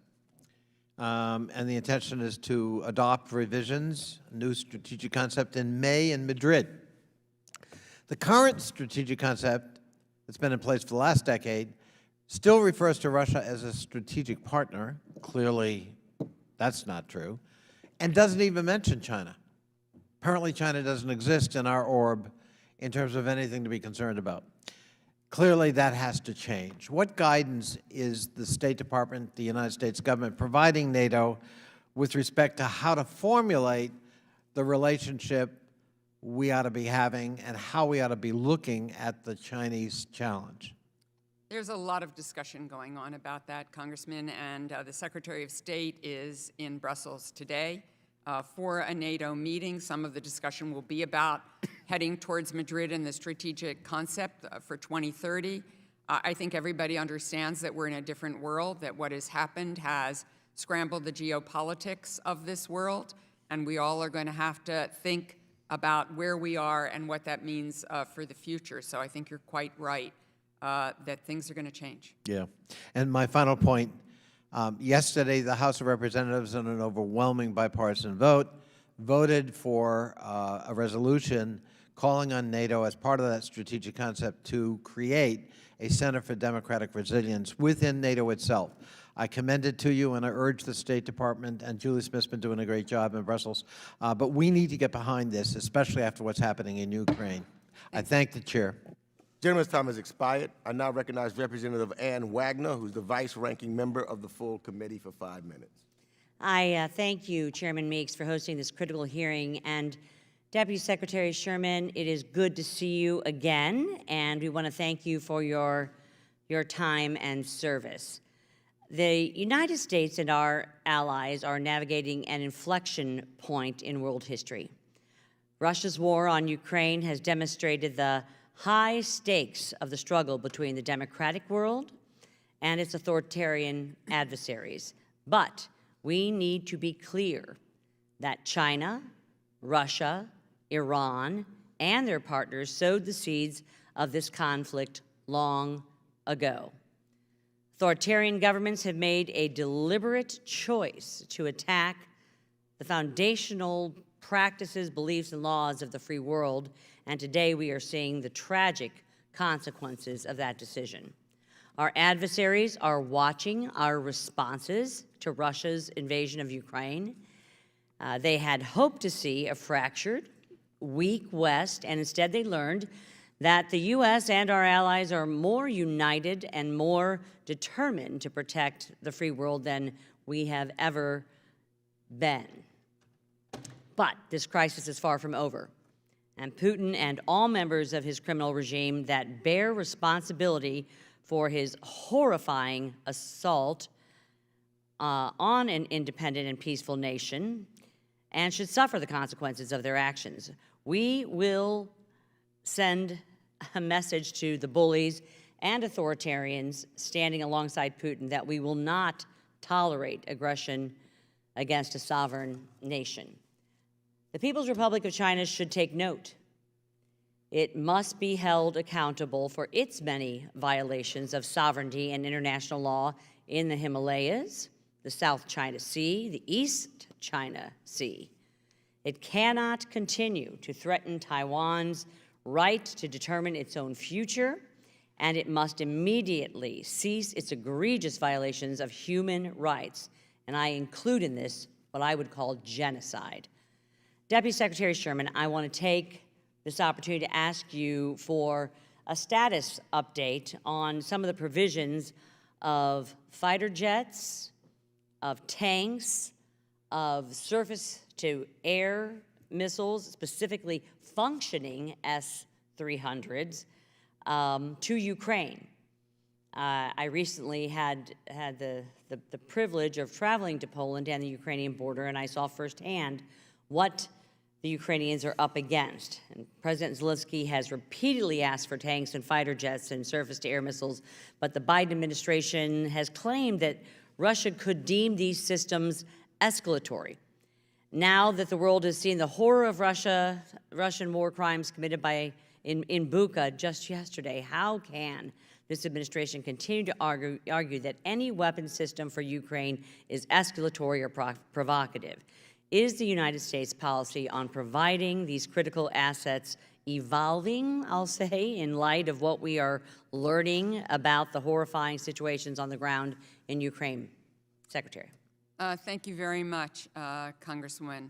The United States has provided over $2 billion in security assistance to Ukraine. And for every one Russian tank between the United States and our allies and partners, there are 10 tanks that have been supplied to Ukraine. We can go into detail, and I did this in a classified briefing, and my colleagues from the Department of Defense and the Joint Chiefs went through it in great detail in a classified briefing with all members of the House about each weapon system, where it was coming from, what its issues were, a lot of discussion about those MiGs and why it's been so difficult to get them in. This is a decision that is up to Poland in the end. All of this What is about, reclaiming my time, the surface-to-air messages, the S-300s, and I'm right over here, Madam Secretary. Yes. The S-300s, the functioning S-300s, I'm hearing they're 1984, they're not functioning, you know, what's the story there?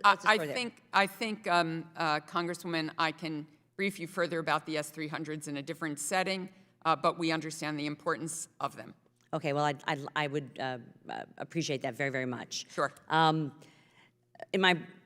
don't have much time left. I want to ask a question about the PRC and what they may be hoping to gain from the current crisis in Europe, but I'm going to submit it for the record, given the fact that I am out of time, and I yield back to the chair. Gentlelady yields back. I now recognize Representative Colin Allred of Texas for 5 minutes. Oh, good. I thought you were going to skip me, Mr. Chairman. Madam Deputy Secretary, it's great to see you again. Thank you for coming to speak with us. And this is an important region of the world. I was there in November. We visited our allies in South Korea and Japan, and also Taiwan. Most of the discussion, as you can imagine, revolved around China. And I've been kind of wanting to avoid the idea that China is 10 feet tall and that we are falling behind. I think we have some unique abilities to bring to the table, particularly our alliances and our economic power. And speaking with our allies, I think there's a lot of concern over our withdrawal from TPP and where we were going to go and how we were going to economically engage with them going forward. And I see it as also part of a deterrence strategy with China, as important as it is for us to continue to shift our resources to the Pacific on the military side. On the economic side, I think this is maybe our strongest tool. And so I wanted to discuss the Indo-Pacific economic framework that the administration has put forward, which I think is intended to set a positive agenda for economic coordination in the region. I'm just wondering what countries you're envisioning participating in that framework, what the breadth of the membership will be, and how its role will play in our overall Indo-Pacific strategy. Thank you very much, Congressman. And let me quickly correct something I said to Congresswoman Zeldin, and I think I said it maybe earlier as well. It is not that we have 10 tanks. For every one tank, we have 10 anti-tank weapons for every Russian tank. So I want to correct the record. I don't want to leave a misimpression, so sorry for taking some time, Congressman. On the Indo-Pacific framework, we haven't made final decisions on membership. The framework will be open, inclusive to those partners that share our ambitions and our high standards. And that's what we're doing here. I think it's also important for people to understand that this is not a traditional trade agreement approach. It is a much broader approach and is about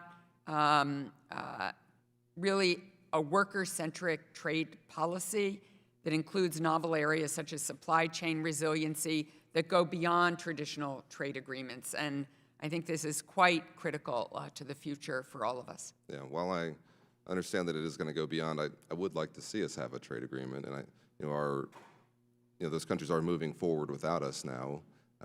And I think there's a U.S.-sized hole there, and in many ways, China wants to fill that. Just really quickly, do we imagine that Taiwan may have some inclusion in that framework? As I said, we haven't made any decisions, but I've heard both from you and from other members this morning your perspective on that decision.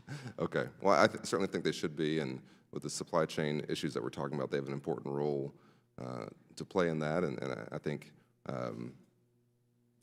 we need to continue to build kind of a wall of our democratic allies, partners, and the economies that we can bring to the table in this region. And with that, I'll give you some time back. Thank you. Gentleman yields back. I now recognize Representative Brian Mast of Florida for 5 minutes. Thank you, Mr. Chairman. Thank you, ma'am, for coming today. The administration is working on negotiating a nuclear deal with Iran again. We agree on that? Yes. Yes, ma'am. I want to talk a little bit about what you know about negotiation. Probably easily in this room, you've sat with Iranians more than anybody, and so you do have an opinion on this that should be valued. You stated about the first Iran negotiations, and you said this passionately. We had to make sure our military was arrayed in such a way to say that we are serious. If we have to take military action because nothing else works, we will. We made sure that the Iranians knew that we had weapons that could penetrate Fordo. We helped oil producers produce more oil to compete with Iran. At that time, as you mentioned already, Russians were taking Crimea while you were negotiating the Iran deal, but now we have Russia aiding in part United States of America negotiate the Iran deal. Totally different situation. So I want to start with the first point. What can you say that this administration, something that you said was so crucial for a credible negotiation with them, what can you say that this administration does to array our military in such a way that they are taken serious so that the Iranians know that if nothing else works, that we will take military action and use weapons that would penetrate Fordo? Congressman, I believe that diplomacy is often supported by a credible threat of force. And I think that everybody in this room would agree that the United States military is the finest, strongest, broadest, deepest military on the face of the earth. Agreed, ma'am, and I don't want to interrupt you, but I don't want to filibuster this time. There's a difference in administrations. The Trump administration, whether you like them or not, had an incredible military prowess, took out Soleimani, other things that we could talk about, negotiations with North Korea, you name it. What is this Biden administration doing to show Iran that they are arrayed in such a way to say to them that we are serious, and that if we have to take military action because nothing else works, that we will, and that they're well aware that we have weapons that can penetrate Fordo and other things? What is this administration They doing? know that today as they knew it then, Congressman. There's nothing different in that statement or the veracity of that statement today as it was then. Ma'am, you would have to think we're all naive to think nothing is different today. Obviously, the world oil markets and what this administration has done with what rubs up against their long-term climate goals is totally different, as was different than what you were doing to negotiate with Iran. What they did in Afghanistan, in the withdrawal from Afghanistan, our intelligence throughout the region, what they're doing with Ukraine, what they're doing right now with Russia, who is, just like they were attacking Crimea during the Obama administration, is now attacking Ukraine during the Biden administration. This is a totally different world. So you'd have to think we're naive to think that this administration right now is doing something to array the United States military in such a way to say that we are serious, that if we have to take military action because nothing else works to prevent them from getting a nuclear weapon, then we will. And I would love a specific example. So I would say, Congressman, two things. I think if you talk to General Milley, who testified, I think, yesterday, he would tell you that we have the capacity to do exactly what I said we had the capacity to do back in 2015. Secondly, I think you will have seen in the Secretary's meeting in the Negev Desert with Abraham Accord partners and Israel that our partnerships and alliances are as important in our negotiations with Iran as they are in our standing up to Putin in Ukraine. So one more question on that.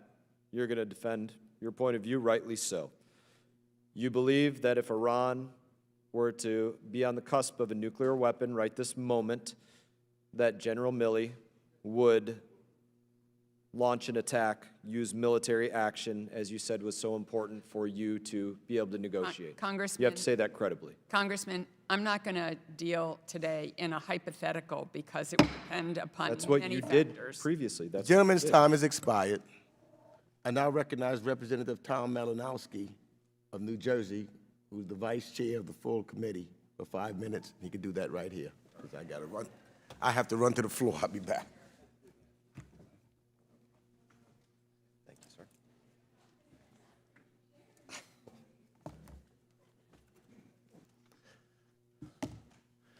I want to say thank you, Mr. Chairman, but I at least temporarily be addressing myself. Thank you, Madam Secretary. We've had a bunch of conversations and debates and votes on the Hill in the last couple of weeks on funding our domestic and international vaccination and public health efforts. I wanted to ask you about that as it pertains to the theme of this hearing. We've talked a lot about the importance of the United States competing, leading, winning the future. My point of view, and I assume you would agree with this, is that the horrific catastrophe of this pandemic has also presented us as the country that invented these vaccines and has the capacity to save hundreds of millions of lives around the world with a strategic opportunity that is unparalleled in our experience. Maybe not since the end of the Cold War have we had such an opportunity. The President has said we should be the arsenal of vaccines. We've done a lot, but I'm not sure if we've done enough to be able to say we're seizing that opportunity. Indonesia, for example, 100 million Western vaccines, 35 million that we've donated, 200 million from China. Bangladesh, 90 million Western vaccines, 158 million from China. In other countries, the ratio is a little bit better. In Vietnam, Turkey, Sub-Saharan Africa, about 194 million doses from the Western brands donated, compared to 28 million from China, and yet still 194 million when you think about the population of Africa is a drop in the bucket. USAID has asked us for about $5 billion. That request came in December. That was not to step up our efforts. That was just to maintain the current, I think, insufficient effort, and the Senate zeroed out that funding, which if we allow that to stand, we're at basically no effort going forward this year.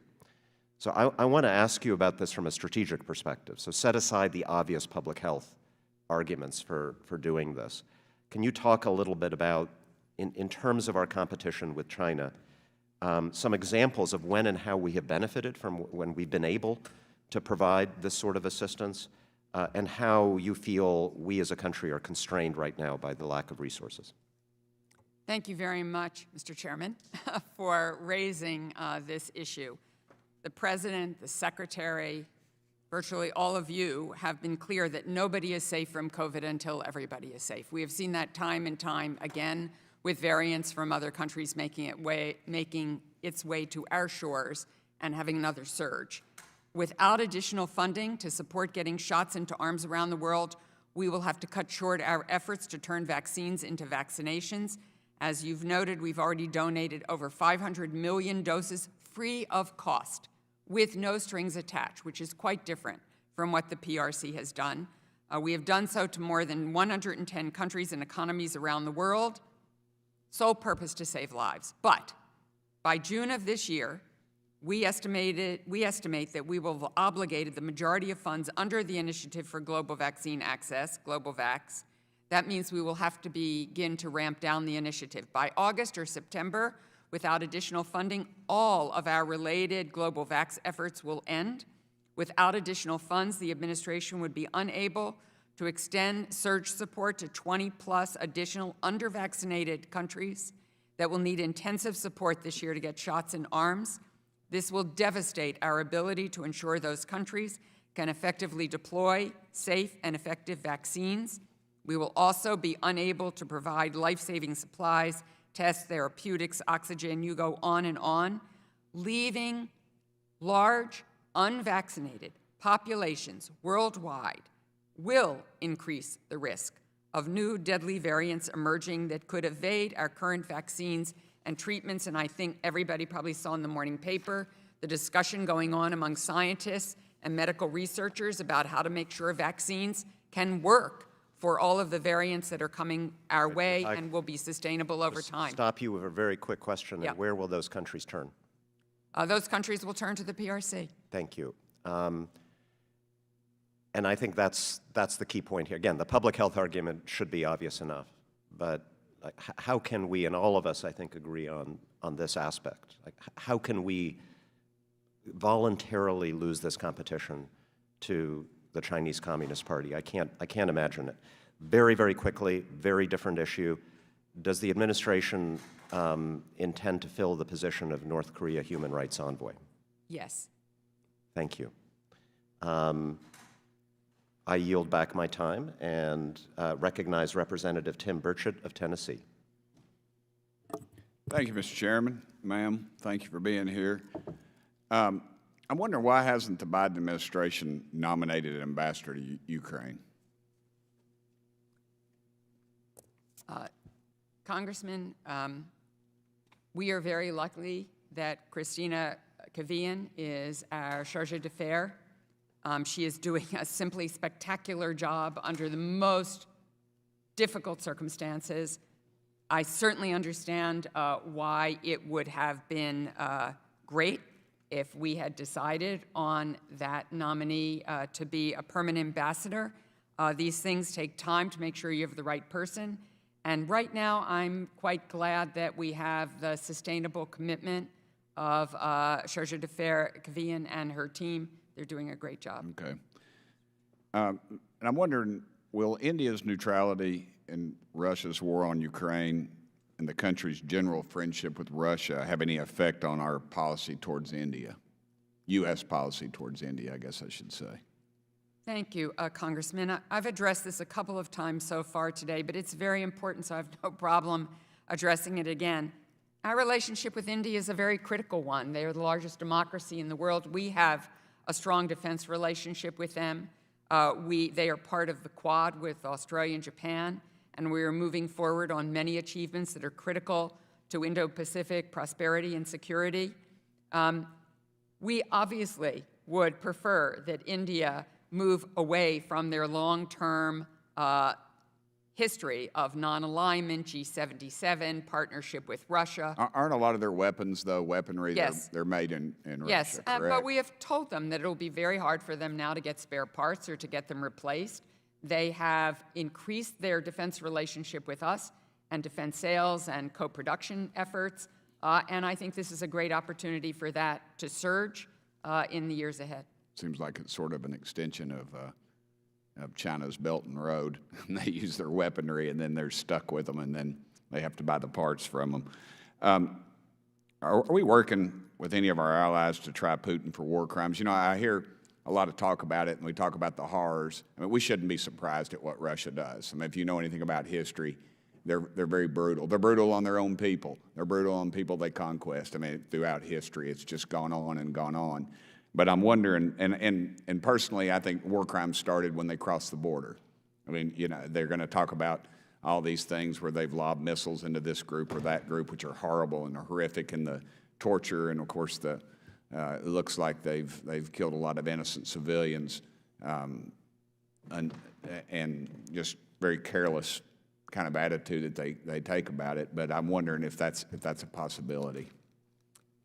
Congressman, Secretary Blinken named Russia as having perpetrated war crimes even before the horrifying video that's come out of Bucha and what people have faced, and we expect to see much greater horror, even more horror as this unfolds.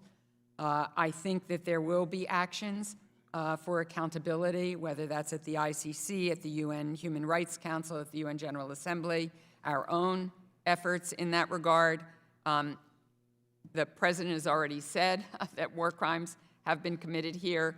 Our lawyers and others are collecting evidence. Other countries around the world have offered to collect evidence to meet legal thresholds for that accountability. It is a very high priority. Okay, thank you. One last question. I'm wondering, since we've seen all the horrific things the Russians have done, and I put those at Putin's feet 100%, but and the crimes committed in Bucha, and how can this administration continue to argue any weapon system is escalatory or provocative? Those seems to be the words we use a lot now, and I'm sure the lawyers or the think tanks have come up with that. If you could answer that real quick, ma'am, I'd appreciate it. Sure. I think it's not just about escalatory. The President has been very clear that he does not see American troops in Ukraine. And NATO does not see its troops in Ukraine.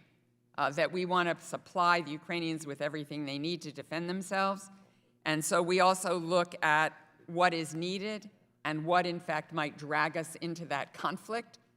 And he's made the commitment that we will not do that. And certainly, if a convoy is taken out on NATO territory, we are going to defend that country to every inch of its soil, as the President has said. But these are hard and tough decisions. Thank you. Chairman, I yield back none of my time. Thank you. Thank you. You had 4 seconds, so thank you for giving those to us. I now recognize Representative Brad Sherman of California for 5 minutes. Thank you. Plus 4 seconds. I want to start with a couple observations. First, picking up on the gentleman from New Jersey's comments on the need for us to provide at least $5 billion to international vaccination efforts. Obviously, this is the moral thing to do. Obviously, it's a thing to do to assure our role in world leadership. But if we were just exclusively selfish, we'd recognize that the impact on our economy of shutdowns and disease in all of the middle income and poor countries of the world has an impact on us of far more than $5 billion. But even more than that, I would hope that the U.S. Senate would be on Team Human rather than on Team COVID and recognize that every time anyone in the world gets this disease, that means the disease is replicating. When it replicates, it can mutate, and the next variant can come back to the United States. I feel that so many senators just aren't able to contemplate the difference, the Republican senators, I might add, the difference between billions and trillions. But we have if you just look at the economics, we have trillions of dollars at stake in not having another variant. And the cost of vaccination is measured in the low billion, in the single-digit billions. The other observation is one that I hope that China would observe. We have 3 major allies east of China: Taiwan, Japan, and South Korea. And we have, for the better part of a century, been successful in persuading them not to develop nuclear weapons. China has 1 ally in that region, perhaps only 1 ally in the world. They have been remarkably unsuccessful in persuading North Korea not to develop and expand its nuclear weapons program and the delivery systems. There's a lack of symmetry here. And the Chinese need to understand that our success in preventing our allies from going down the nuclear road is dependent on them extending some real efforts, not only in the sense of fairness, but as North Korea flexes its nuclear weapons muscle, that is a reason for countries near North Korea to develop their own nuclear deterrent. My question is on the free association compacts we have with the Pacific Islands. This is a hearing on the Indo-Pacific, and these small countries literally geographically dominate the Pacific. In the 1980s, we developed these compacts. We now see China trying to poke its nose in the area. We see the risks of climate change. The current compacts expire in 2023 and 2024. And President Biden has named Ambassador Yun as special envoy on the Compacts of Free Association. The Departments of State and Interior need to get their work done and give Congress enough time, not always an efficient institution, I might add, to enact any provisions. What is the targeted conclusion date for these critical negotiations? So thank you for raising the compact. We, as you noted, have named Ambassador Joseph Yun as the Special Presidential Envoy for compact negotiations. He'll lead the negotiations with support of a team composed of representatives of all relevant agencies. Certain economic assistance, including certain federal programs provided under the compacts as amended, ends in 2023, as you've noted. We are focused on negotiating the provisions which are expiring and doing it in a timely fashion, which is why we named this presidential envoy, and consulting with Congress along that process. You got a target date? I do not have a target date for you, but we know when they're going to expire, so we got to get it done. Don't expect us to be efficient. We need efficiency on your end. Second, the Rohingya. We've now declared this to be a genocide, yet we continue to provide economic development aid in smaller quantities to the government of Burma, Myanmar, since this is a government perpetuating a genocide. Can we turn that off? And I'm excluding from that food and medicine, but I'm certainly including all economic aid and economic development aid. So, Congressman, I'd have to look at the particular funding streams that you're referring to. We certainly don't, as you don't, want to turn off food or medicine or anything that really is helping the people. Well, all of our aid helps the people, but whatever aid we're providing, economic development also helps the government. I appreciate and that's that. money that could be spent on so many other disasters happening elsewhere in the world. I'm not aware of what particular funding you're talking about, so I'd be glad to have a follow-up with you We'll on do a this. QFR, but we did not provide economic aid to Germany in 1940. Thank you. Chair recognizes Representative Mark Green of Tennessee. Thank you, Mr. Chairman and Ranking Member, and I want to thank Deputy Secretary Sherman for her testimony today. The future of freedom across the globe is increasingly under attack as the world is still reeling from President Biden's failed withdrawal from Afghanistan. Our adversaries are on the move. Russia seized the opportunity to invade Ukraine. China is increasing its aggression toward Taiwan, and Iran and North Korea continue down their dangerous nuclear paths. There's no doubt that American influence has been greatly diminished by the countless blunders committed by this White House. Most of all, there's an erosion of the decades-long commitment to what has brought this country prosperity and the world security, peace through strength. Deputy Secretary Sherman, you served under the Obama administration, where you acted as the lead negotiator of the 2015 Iran nuclear deal. Earlier this year, as the Deputy Secretary of State, you were sent to Europe to persuade the Russians not to invade Ukraine. Unfortunately, those efforts failed. However, it's not too late to stop this bad deal with Iran. It didn't work when we did it last time, and it won't work now.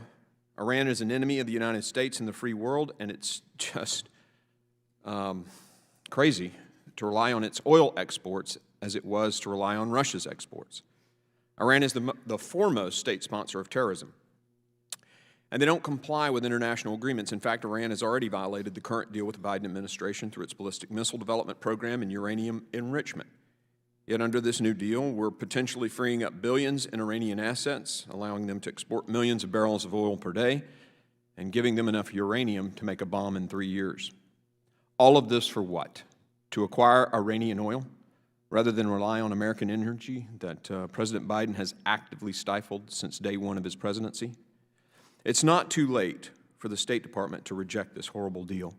I'm going to go off script here for just a second, which always makes my staff a little concerned. Same thing happens to me when I go off my talking point. I get it. I get it. And I had some friends killed in Iraq, a lot of friends. You know, I was there twice, and You know, I think of those improved explosive devices that were created by the Iranians and given to the Iranian militias and the Shia militia, and it just seems unconscionable to me that we would sit down at a negotiating table. Instead, the administration needs to take a page from Ronald Reagan's playbook, Peace Through Strength. And I'm reminded of President Zelensky's recent address to Congress and his thinly veiled cry for help from the Biden administration, and I quote, "I am addressing President Biden. You are the leader of a great nation. I wish you to be the leader of the world," end quote. The world is a lot more dangerous than it was just a year and a bit ago.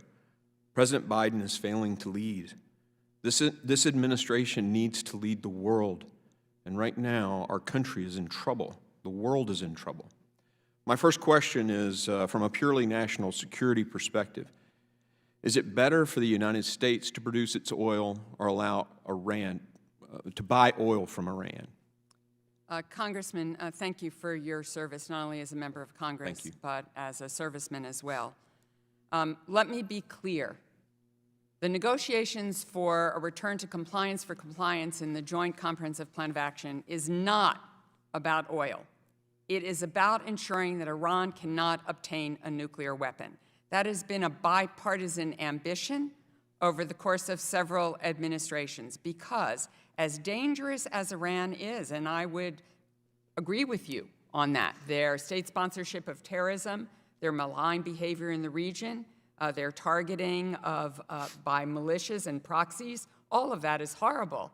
But Iran with a nuclear weapon would be able to project even more power into the region and would deter some of our allies and partners in pushing back against Iran. If I could, though, the JCPOA is about ensuring they not have a nuclear weapon. I appreciate that, but unfortunately they violated it last time with their ballistic missile program, their uranium enrichment, and now we're talking about letting Russia, whom we've sanctioned, build a $10 billion nuclear plant for the Iranians. I want to switch subjects real quick because I only have half a minute here. What would you guys do differently in your negotiations to prevent Ukraine from being invaded? Have you taken some notes down on lessons learned, and what would you do differently? I think that right now we are very focused on helping President Zelensky and the Ukrainians ensure that they have a country, that they have their sovereign territory, that they have their future. There will be many lessons learned out of this, Congressman, and I hope we will learn those lessons together. Thank you. Thank you. And if I may add one comment, I think one of the most extraordinary things this administration has done, and I've sometimes been critical of it, was to warn the world, including to warn the government of Ukraine about the near certainty of this invasion. Many people did not believe it, including Mr. Chairman, I would agree with many you of us. on that. So we are in agreement there. Thank you. Thank you, Mr. Chairman. I now recognize Representative Ted Deutsch of Florida for 5 minutes. Thank you, Mr. Chairman. Deputy Secretary Sherman, nice to see you. Thanks for joining us today. I want to talk about a couple of issues, and I want to start with the premise that I think we all share, that human rights needs to be front and center in our foreign policy. And the President signed legislation to ban imports from China's Xinjiang region, punish the Chinese government for genocide of the Uyghurs. This is as critical an issue today as it was at the end of December when the President signed that legislation into law. And I would just start by asking you for any updates that you can provide on the administration's efforts to address this ongoing atrocity. Thank you. And indeed, an ongoing atrocity it is. And the Secretary early on called this a genocide, and the administration and the President as well. We have certainly called upon the PRC authorities to immediately release all arbitrarily detained people, abolish the internment camps, cease forced sterilization, end all torture, stop prosecuting Uyghurs and members of other ethnic and religious minority groups in Xinjiang. We have delivered this message forcefully and directly to President Xi, to Yang Yuchur, to Foreign Minister Wang Yi, to the ambassador here, me directly in my meetings in Tianjin with Jiafeng and with Foreign Minister Wang Yi. We continue to work with our partners and allies to promote accountability for this in every way that we possibly can. We coordinated the imposition of sanctions and other actions by the United States, United Kingdom, Canada, European Union. It sent such a strong signal that the PRC then put sanctions on members of the European Parliament. But we stayed together to make sure that people understand that we will take the reaction and the response, but we will not back away from what has occurred here and the accountability that must be achieved. I appreciate it. I would just ask one follow-up to that. Is there movement on, or is there reason the U.S. hasn't accepted Uyghurs as prioritized refugees at this point? I don't know the answer to that question, Congressman, but I will get you an answer. There are a lot of us who would be interested in that response. Appreciate that. Let me turn, Madam Deputy Secretary, to the fact that, as a lot of my colleagues have already mentioned, the war in Ukraine has pulled the world's attention west, and there are those in the region that I spent a lot of time focused on, the Middle East, who have and continue to question U.S. commitment to the region. How has China viewed accusations of U.S. pullback from the Middle East, particularly when we know that China is always more than happy to sell its weapons to our partners? And does China see an opening in the Middle East? I think the PRC looks for an opening everywhere, quite frankly. And one of the things I think we've all come to understand is they are present and aggressive on every continent in this world. And that's certainly true in the Middle East as well, though I think, and I know you know this quite well, Congressman, the Negev summit that just occurred that Secretary Blinken attended showed the solidarity among many nations in the Middle East to work together, not only to push back threats, but also to increase prosperity of the people in the region. I do, and I appreciated that, and in particular the Secretary's participation and leadership there. Last question, do you believe that the administration's strong leadership in rallying support for Ukraine and standing up against Russia, does that strong leadership seem to our partners in the Indo-Pacific region to be what they should expect from the U.S. vis-a-vis China, or do they view it as limited to a Western conflict? Well, I hope they don't see it as just about a Western conflict. The United States has worked very hard to affirm ASEAN centrality, to support APEC, to create a new mechanism, the Quad, Japan, Australia, the United States, and India, to underscore the East Asia Summit, APEC, to say that regional alliances, partnerships are very critical. We obviously have critical treaty allies in the Indo-Pacific. So I hope people understand that what President Biden said when he became president, that we were going to establish our partnerships and our alliances once again. We thought they were valuable, that they mattered, that we have done so, and we've done so in every part of the world. Thank you very much. Thanks for being with us. Thank you. Thank you. The chair recognizes Representative Andy Barr of Kentucky. Thank you, Mr. Chairman. Deputy Secretary Sherman, thank you for being here today.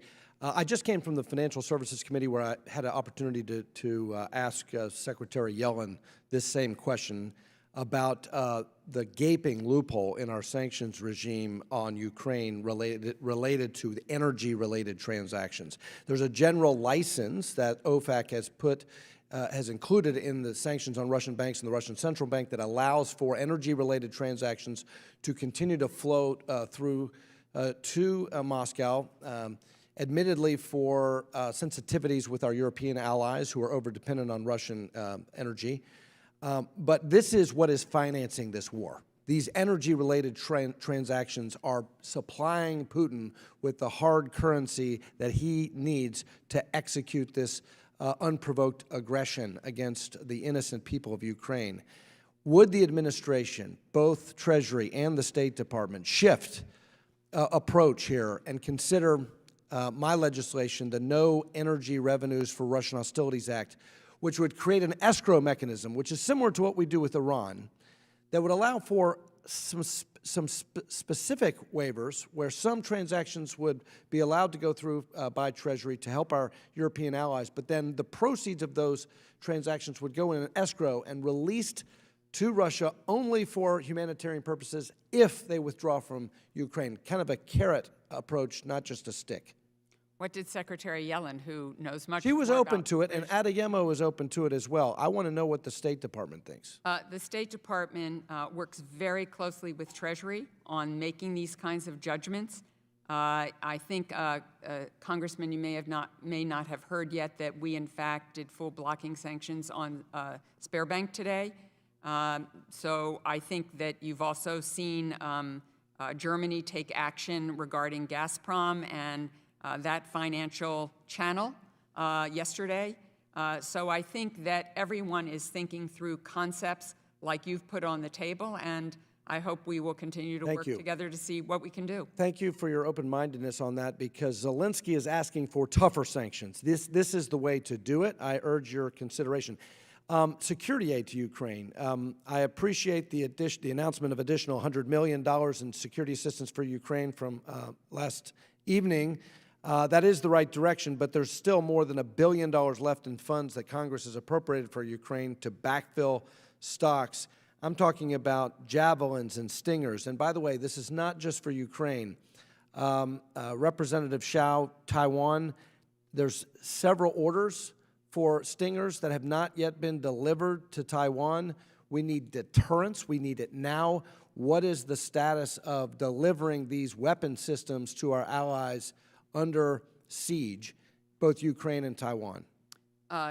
Congressman, we are looking at each one of those cases in terms of Europe, case by case, to see what we can do and what's appropriate for us to do and what's possible for us to do, and working with our partners and allies, because it's not just about us. There are 30 countries involved in providing weapons to Ukraine. And where Taiwan is concerned, we are very, very focused on what Taiwan needs, and I'll be glad to get you an update on deliveries. They need that now. They need that now, and I'd encourage the State Department to move with haste on that. What about inclusion of Taiwan in the Indo-Pacific Economic Framework? I think that would be a strong signal that we stand with Taiwan.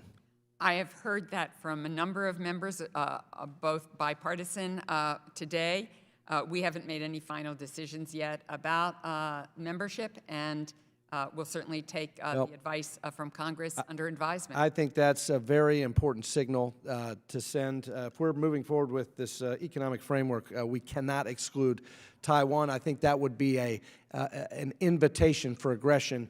The other point is, and this is out of your jurisdiction, but more of an editorial comment to the USTR. We need a bilateral trade agreement with Taiwan.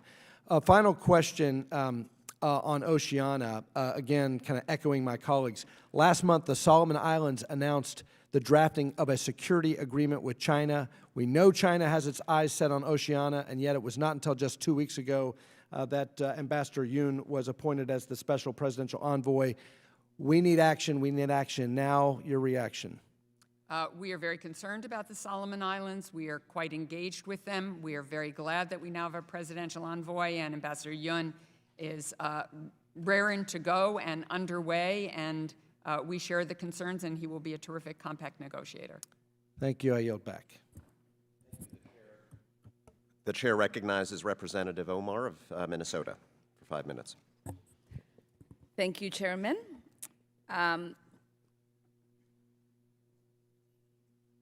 The Biden administration's Indo-Pacific strategy says that the United States has, for a long time, seen Asia merely as an arena for geopolitical competition. I'm grateful to see that framing. I agree. One of the things I think was profound moral and strategic mistake in the last Cold War was our support for brutal dictators in the name of having a common enemy. I would hope that most Americans look back at our long relationship with Pinochet in Chile, Suharto in Indonesia, Rios Montt in Guatemala, and feel the same determination. I do not want to repeat those historical injustices. What worries me is that this time we seem willing to let Modi be our new Pinochet. Some in the foreign policy world seem eager to let Duterte or Marcos be our new Suharto. In the whole Indo-Pacific strategy, there are only 2 references to human rights. One of those is a reference to how China is undermining them. Nobody doubts that. China's human rights record is atrocious, and that is well known. But I ask, what about Modi in India? How are we promoting a free and open region by supporting Modi? So I ask you, why has the Biden administration been so reluctant to criticize Modi's government on human rights? Congresswoman, President Biden said when he became president that human rights would be at the center of our foreign policy. And I can assure you, in every interaction I have had with any government where we have concerns about their human rights record, it has been part of that dialogue. That is true for the Secretary of State. That is true for the President of the United States. I wore this pin this morning for a reason. This eagle was Madeleine Albright's signature pin. It has her signature on the back of it. She was a dear friend of mine, a business partner, but also my boss when I was counselor of the State Department. She fought for democracy and human rights her entire life. She was so proud that President Biden made human rights at the center of his policy. So I can assure you that every single person at the State Department raises these issues and presses them. What do you think is the root of that reluctance for the human rights violations they are I committing? think it is important that we talk with countries with whom we have multiple interests about our human rights concerns, that we meet with civil society, that we deal with these issues, that we support NGOs who are pressing, that we support journalists and the freedom of journalists. We mentioned earlier today, the Secretary just met with Maria Ressa, who has spoken out and gotten a Nobel Peace Prize for it, but also threats against her life on a constant basis, that we reinforce voices for human rights in countries, even where we have many other agendas with the government of those countries. I think you will see that everywhere. When I went to India the last time, as the Deputy Secretary of State, I met with the LGBTQI+ community. I have to tell you, 5 years ago, no such meeting would exist. And it is partly because of the advocacy of NGOs and civil society and our affirmation of them that people have more freedom that they once had. And we will continue to pursue this agenda in every way possible. I really appreciate that sentiment, and I push because when your predecessor was here, I asked the same question. What will it take? How much does the Modi administration have to criminalize the act of being Muslim in India for us to say something? And I ask you again, what will it take for us to outwardly criticize the actions that the Modi administration is taking against its Muslim minorities in India?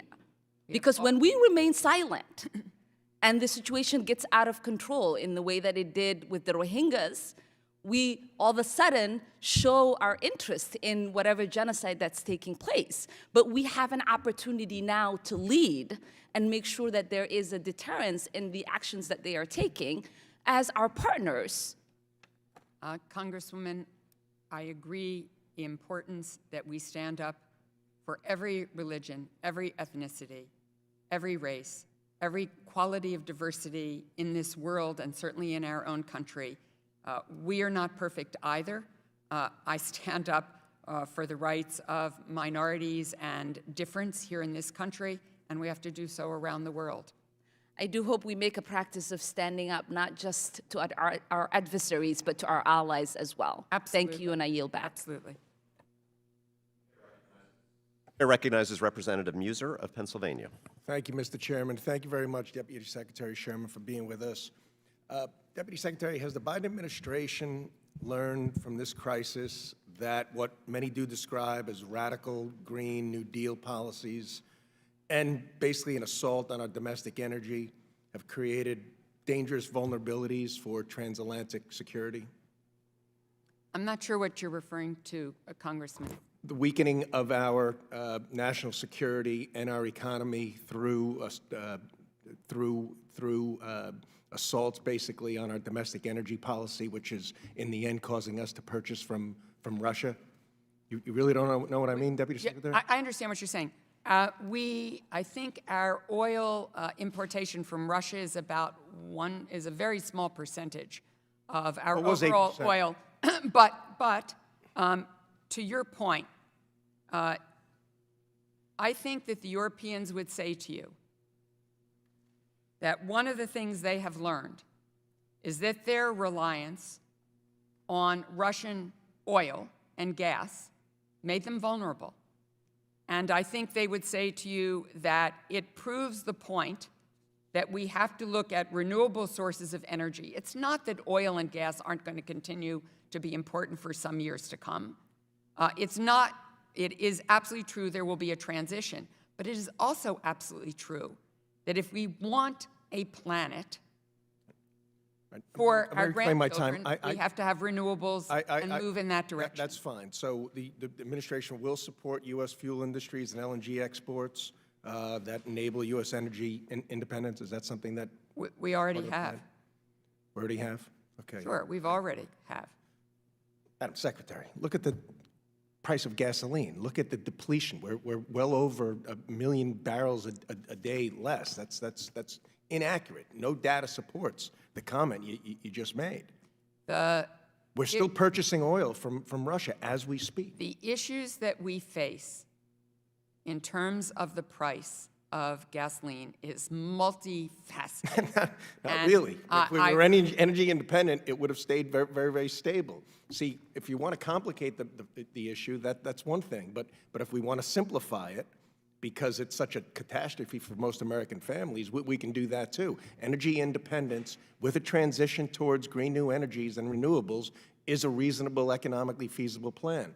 But the radical policies that have taken place, okay, have what has been radical? changed. What has been radical, Congressman? We have hundreds of thousands of less barrels being produced locally. There's an assault on the financial community based upon any involvement they have with industry. With the oil industry, there's no permits being issued. Pipelines are not something that's being passed. I'm not going to go through it all, but everything I just stated is completely factual. You know what? I didn't expect that. I thought there would be some reasonableness to the realities of our economy and our national security, but I guess I'm not going to receive that. Could I ask you this? The Biden administration promised, you know what, I'm just going to yield back. I'm going to yield the remainder of my time to Representative Kim. Thank you. Thank you, Mr. Muser, for yielding. I'll switch gears just a little bit, and I want to thank you, Madam Secretary, for committing earlier to appoint a special envoy on North Korea human rights issues. However, I heard the same thing from Secretary Blinken a year ago in this very hearing in the seat that you are sitting. And since then, we have seen zero progress on an appointment since then.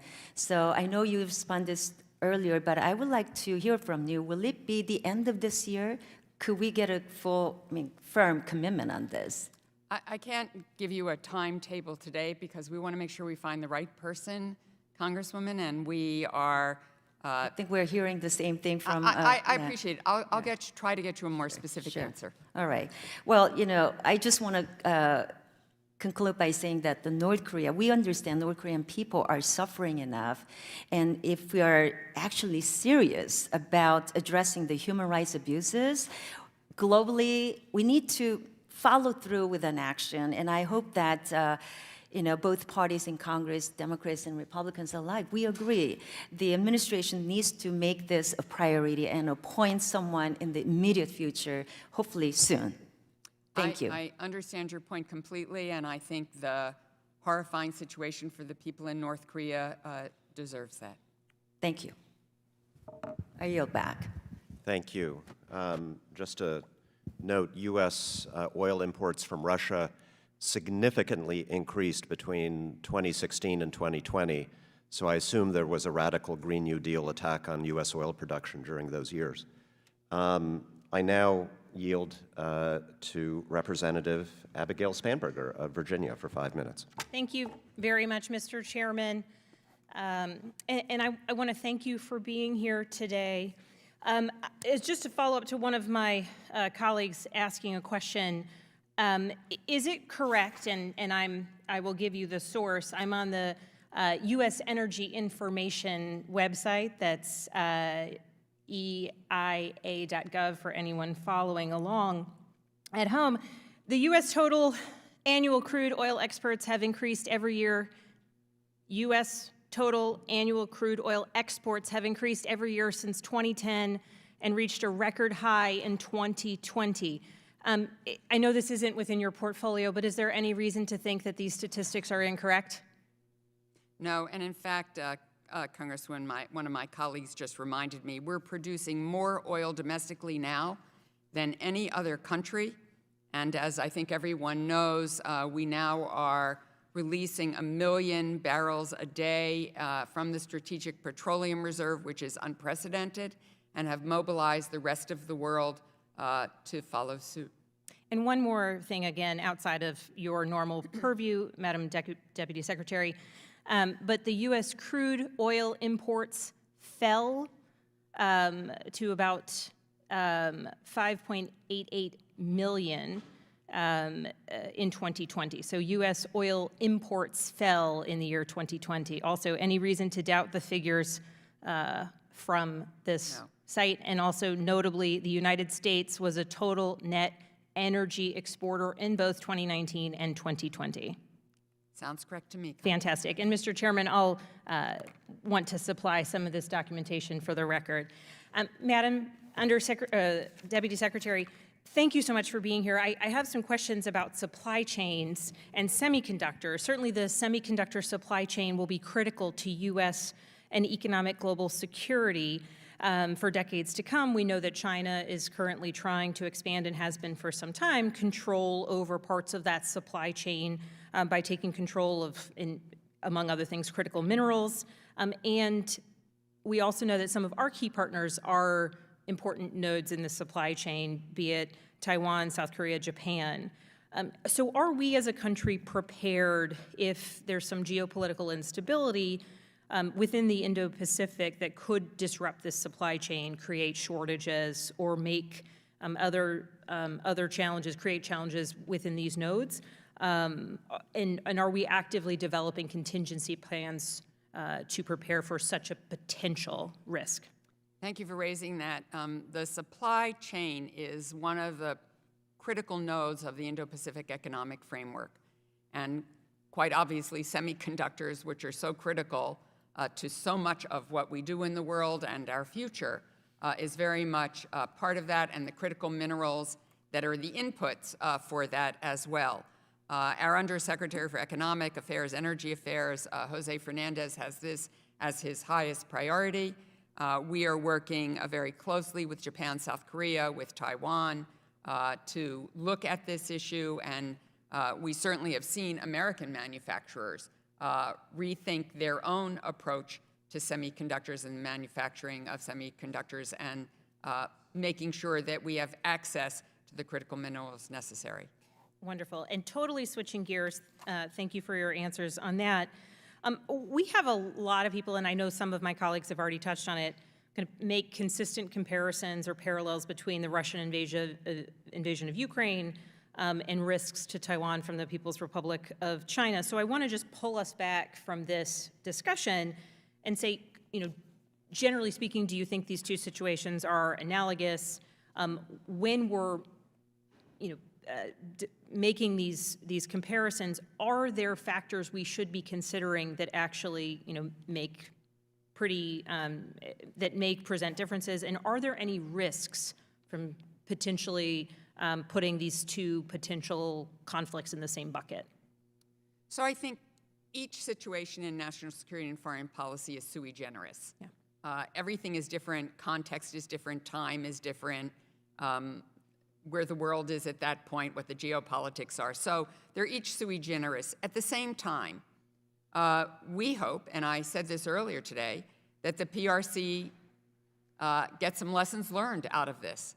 I think that many people in the world were surprised at the strength of our alliances and partnerships. I think that Putin fully expected that NATO would fall apart, that the European Union would be divided. Instead, what Putin has gotten is a strengthened NATO, a strengthened alliance, a stronger EU, taking unprecedented action that they have never taken before. The EU set aside money to help countries pay for weapons to be sent to Ukraine. They've never done that before. We've had countries around the world change what they do. Japan has changed what it has normally done. New Zealand, Switzerland, who has always been neutral, always, became non-neutral in these circumstances by calling out Russia. So I hope there are some lessons learned, that sanctions bite, that we will keep them coming, that there will be consequences for actions, that force is not the answer. Force is not the answer, and that the international rules-based order matters, and we're going to stand up for it. Thank you very much, Mr. Chairman. I yield back. Thank you. So we're gonna do two more rounds, 5 minutes. Deputy Secretary Sherman has been very generous with their time, not just today, but in repeatedly coming back to us, and I want to encourage you to keep on doing that by keeping our commitment. So we're gonna go to Representative Pfluger and then Representative Houlihan and cut it off there. And I apologize to members who did not get a chance to ask if there are any still left in the queue. So Representative Pfluger for 5 minutes. Thank you, Mr. Chairman. Deputy Secretary, thank you for being here. Before I start with my questions, please pass my sincere gratitude to President Biden for meeting with Paula and Joey Reid last week for 40 minutes. It's incredibly important that we get him home. He has tuberculosis. He's coughing up blood every minute. Vladimir Putin knows this. We need to bring him home. We will support the administration in this. Thank you. Last week, I introduced H.R. 7139, which is the Removing Arms from Terrorists Through Sanctions Act. This legislation would codify the previous administration's executive order, which basically implemented sanctions designed to prohibit rogue states from transferring weapons to Iran. Defense officials have recently testified to Congress that China wants to sell arms to Iran. And under the sunsets of the 2015 deal, the UN arms embargo has expired as of October of 2020. So in response to the executive orders, my bill would codify that executive order from the previous administration to threaten, the secondary sanctions on China and any firms that were intending to transfer arms to Iran. So can you assure us that that executive order will be kept in place as part of any deal that you're working? Congressman, we take a look at every piece of legislation. We certainly share your interest in there not being technology transferred and weapons transferred to Iran that in fact can be used against our interests. And so we'll take a close look at that. Can you assure us that it will be kept in place? I can't assure you because I need to You look are at the the expert. exact language. You are the expert on the Iranian nuclear deal, yes? I mean, I you've don't been part of know. this for I seven or certainly, eight years. worked on the Iran nuclear Right. deal. I That think is correct. everyone in the country knows that you orchestrated the early 2015 deal and now are part of the orchestration of this deal. Can you assure us that this executive order will remain in place? Congressman, I need to look at the executive order. I need to look at your language. Mr. Chairman, I would respectfully urge this committee to bring this forward. I mean, if we're serious about deterring Iran and Therefore, any rogue actors like China, we would also consider this. I mean, it's very disappointing that you don't know what the language is of that. And I have serious questions about this deal in general. I think we're in glove-save land right now, and extremely disappointing that you're not able to comment on that deal and on that on the efficacy of whether or not that executive order should remain within the deal that you are negotiating. Shifting gears to energy security, and given the importance of the Indo-Pacific, and especially knowing what our national security strategy says, what can you tell me about what the strategy is for the administration to ensure that products like LNG get to our partners and allies? I think it's very important that we help our partners and allies through this energy crisis. The President, as I just noted a moment ago, has done an unprecedented release from the Strategic Petroleum Reserve and gotten countries all over the world to match our efforts so that we can help consumers everywhere, and particularly in our own country, of course, to lower these gas prices. So I think this is something we all are working on collectively in a bipartisan fashion. It's quite critical. Do you believe that the oil and gas executives are price gouging Americans? Congressman, I'm not knowledgeable enough to make that determination. Well, your comments on the SPR indicate that you are. I am not an expert in this arena. Okay, well, that's good to know. We've had a lot of discussions on energy security in this hearing, and across the hall there's another hearing where that's being suggested. Under just theoretically, are we more secure today than we were 2 years ago, this country, under the policies that have been implemented? I obviously believe, Congressman, that President Biden is doing everything he possibly can and succeeding in ensuring the security of the United States of America. That's my solemn obligation. That's his solemn obligation as the President of the United States, and he takes it as a solemn obligation. You should know him well enough to know that when he took that oath of office to secure our country, he took it seriously. I hope that you will consider the text of the previous administration's executive order that does deter China, that does deter those types of actions from transferring weapons into the hands of the largest state sponsor of terror, one who actually fired weapons onto or nearby our own facilities in Erbil, Iraq. I share your concerns, Congressman, and I will look at your legislation. Thank you. I yield back. Chair recognizes Representative Houlihan, Pennsylvania. Thank you, Mr. Chair, and thank you, Madam Undersecretary Sherman, for this conversation. I very much appreciate your testimony, and I appreciate that you noted in that testimony the impact that Russia's invasion of Ukraine is having and could potentially have on the Indo-Pacific region. We know that China violates Taiwan's airspace and territorial waters regularly, not to mention the repressive tactics in Tibet and the atrocities that they are committing against the Uyghurs in Xinjiang. I don't believe that Russia's inability to easily dominate Ukraine will necessarily indicate to China that continuing their destabilization efforts is a bad idea. I also don't think, frankly, that the United States has done nearly enough to help support Ukraine in their efforts to repel the Russian incursion. And I'm afraid that if China does indeed invade Taiwan in the future, that we will be having these exact same conversations and the exact same delaying discussions about if and when to provide aid or send weapons to the people of Taiwan as they suffer as well. Can you please speak to what actions the United States is currently taking or perhaps should be taking to support Taiwan and to make sure that an invasion is as unappealing as possible to China? Congresswoman, we share your concerns that China not consider taking Taiwan by force, that there would be, and we have said they know that there will be consequences for their backfilling Russia in what is happening in Ukraine by giving them any kind of material support. And we have been quite clear publicly that we believe that it is wrong and that there will be a reaction if Taiwan, if the PRC tries to take Taiwan by force. The United States sold more than $30 billion worth of arms to Taiwan since 2009. We have more than 400 foreign military sale cases in implementation. Since 2017, we've authorized, with your support, $18 billion in foreign military sales to Taiwan.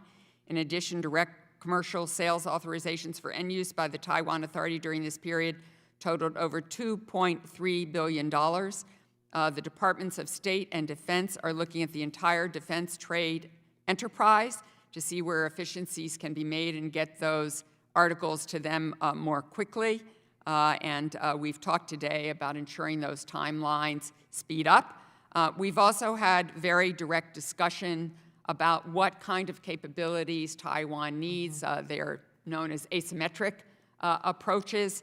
The president has been very thoughtful about this. He sent a delegation to Taiwan of former senior U.S. security officials led by the former chairman of the Joint Chiefs of Staff, Admiral Mike Mullen.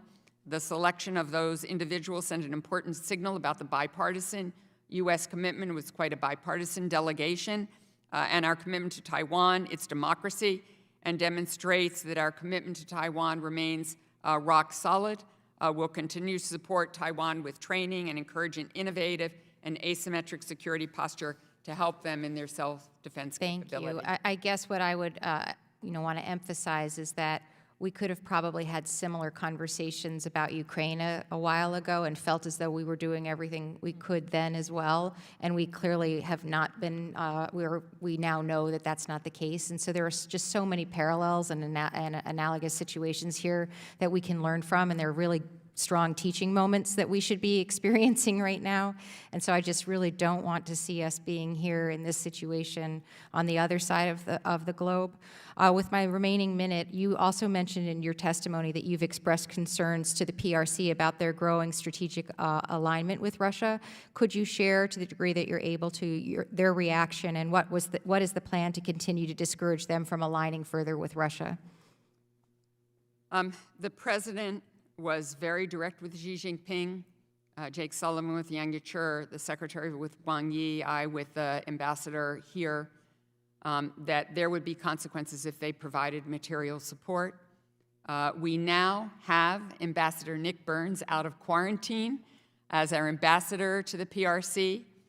He is delivering this message as well.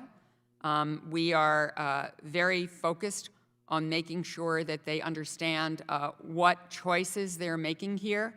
And for a country that has long said that they believe in sovereignty, territorial integrity, the right of countries to choose their political system and their own foreign policy, we hope they will apply that here as well. I think we've all seen indications that they are conflicted somewhat. That's not to say they don't see Russia as a partner. I'm not naive. They do. But they've also been public to say it is not an alliance.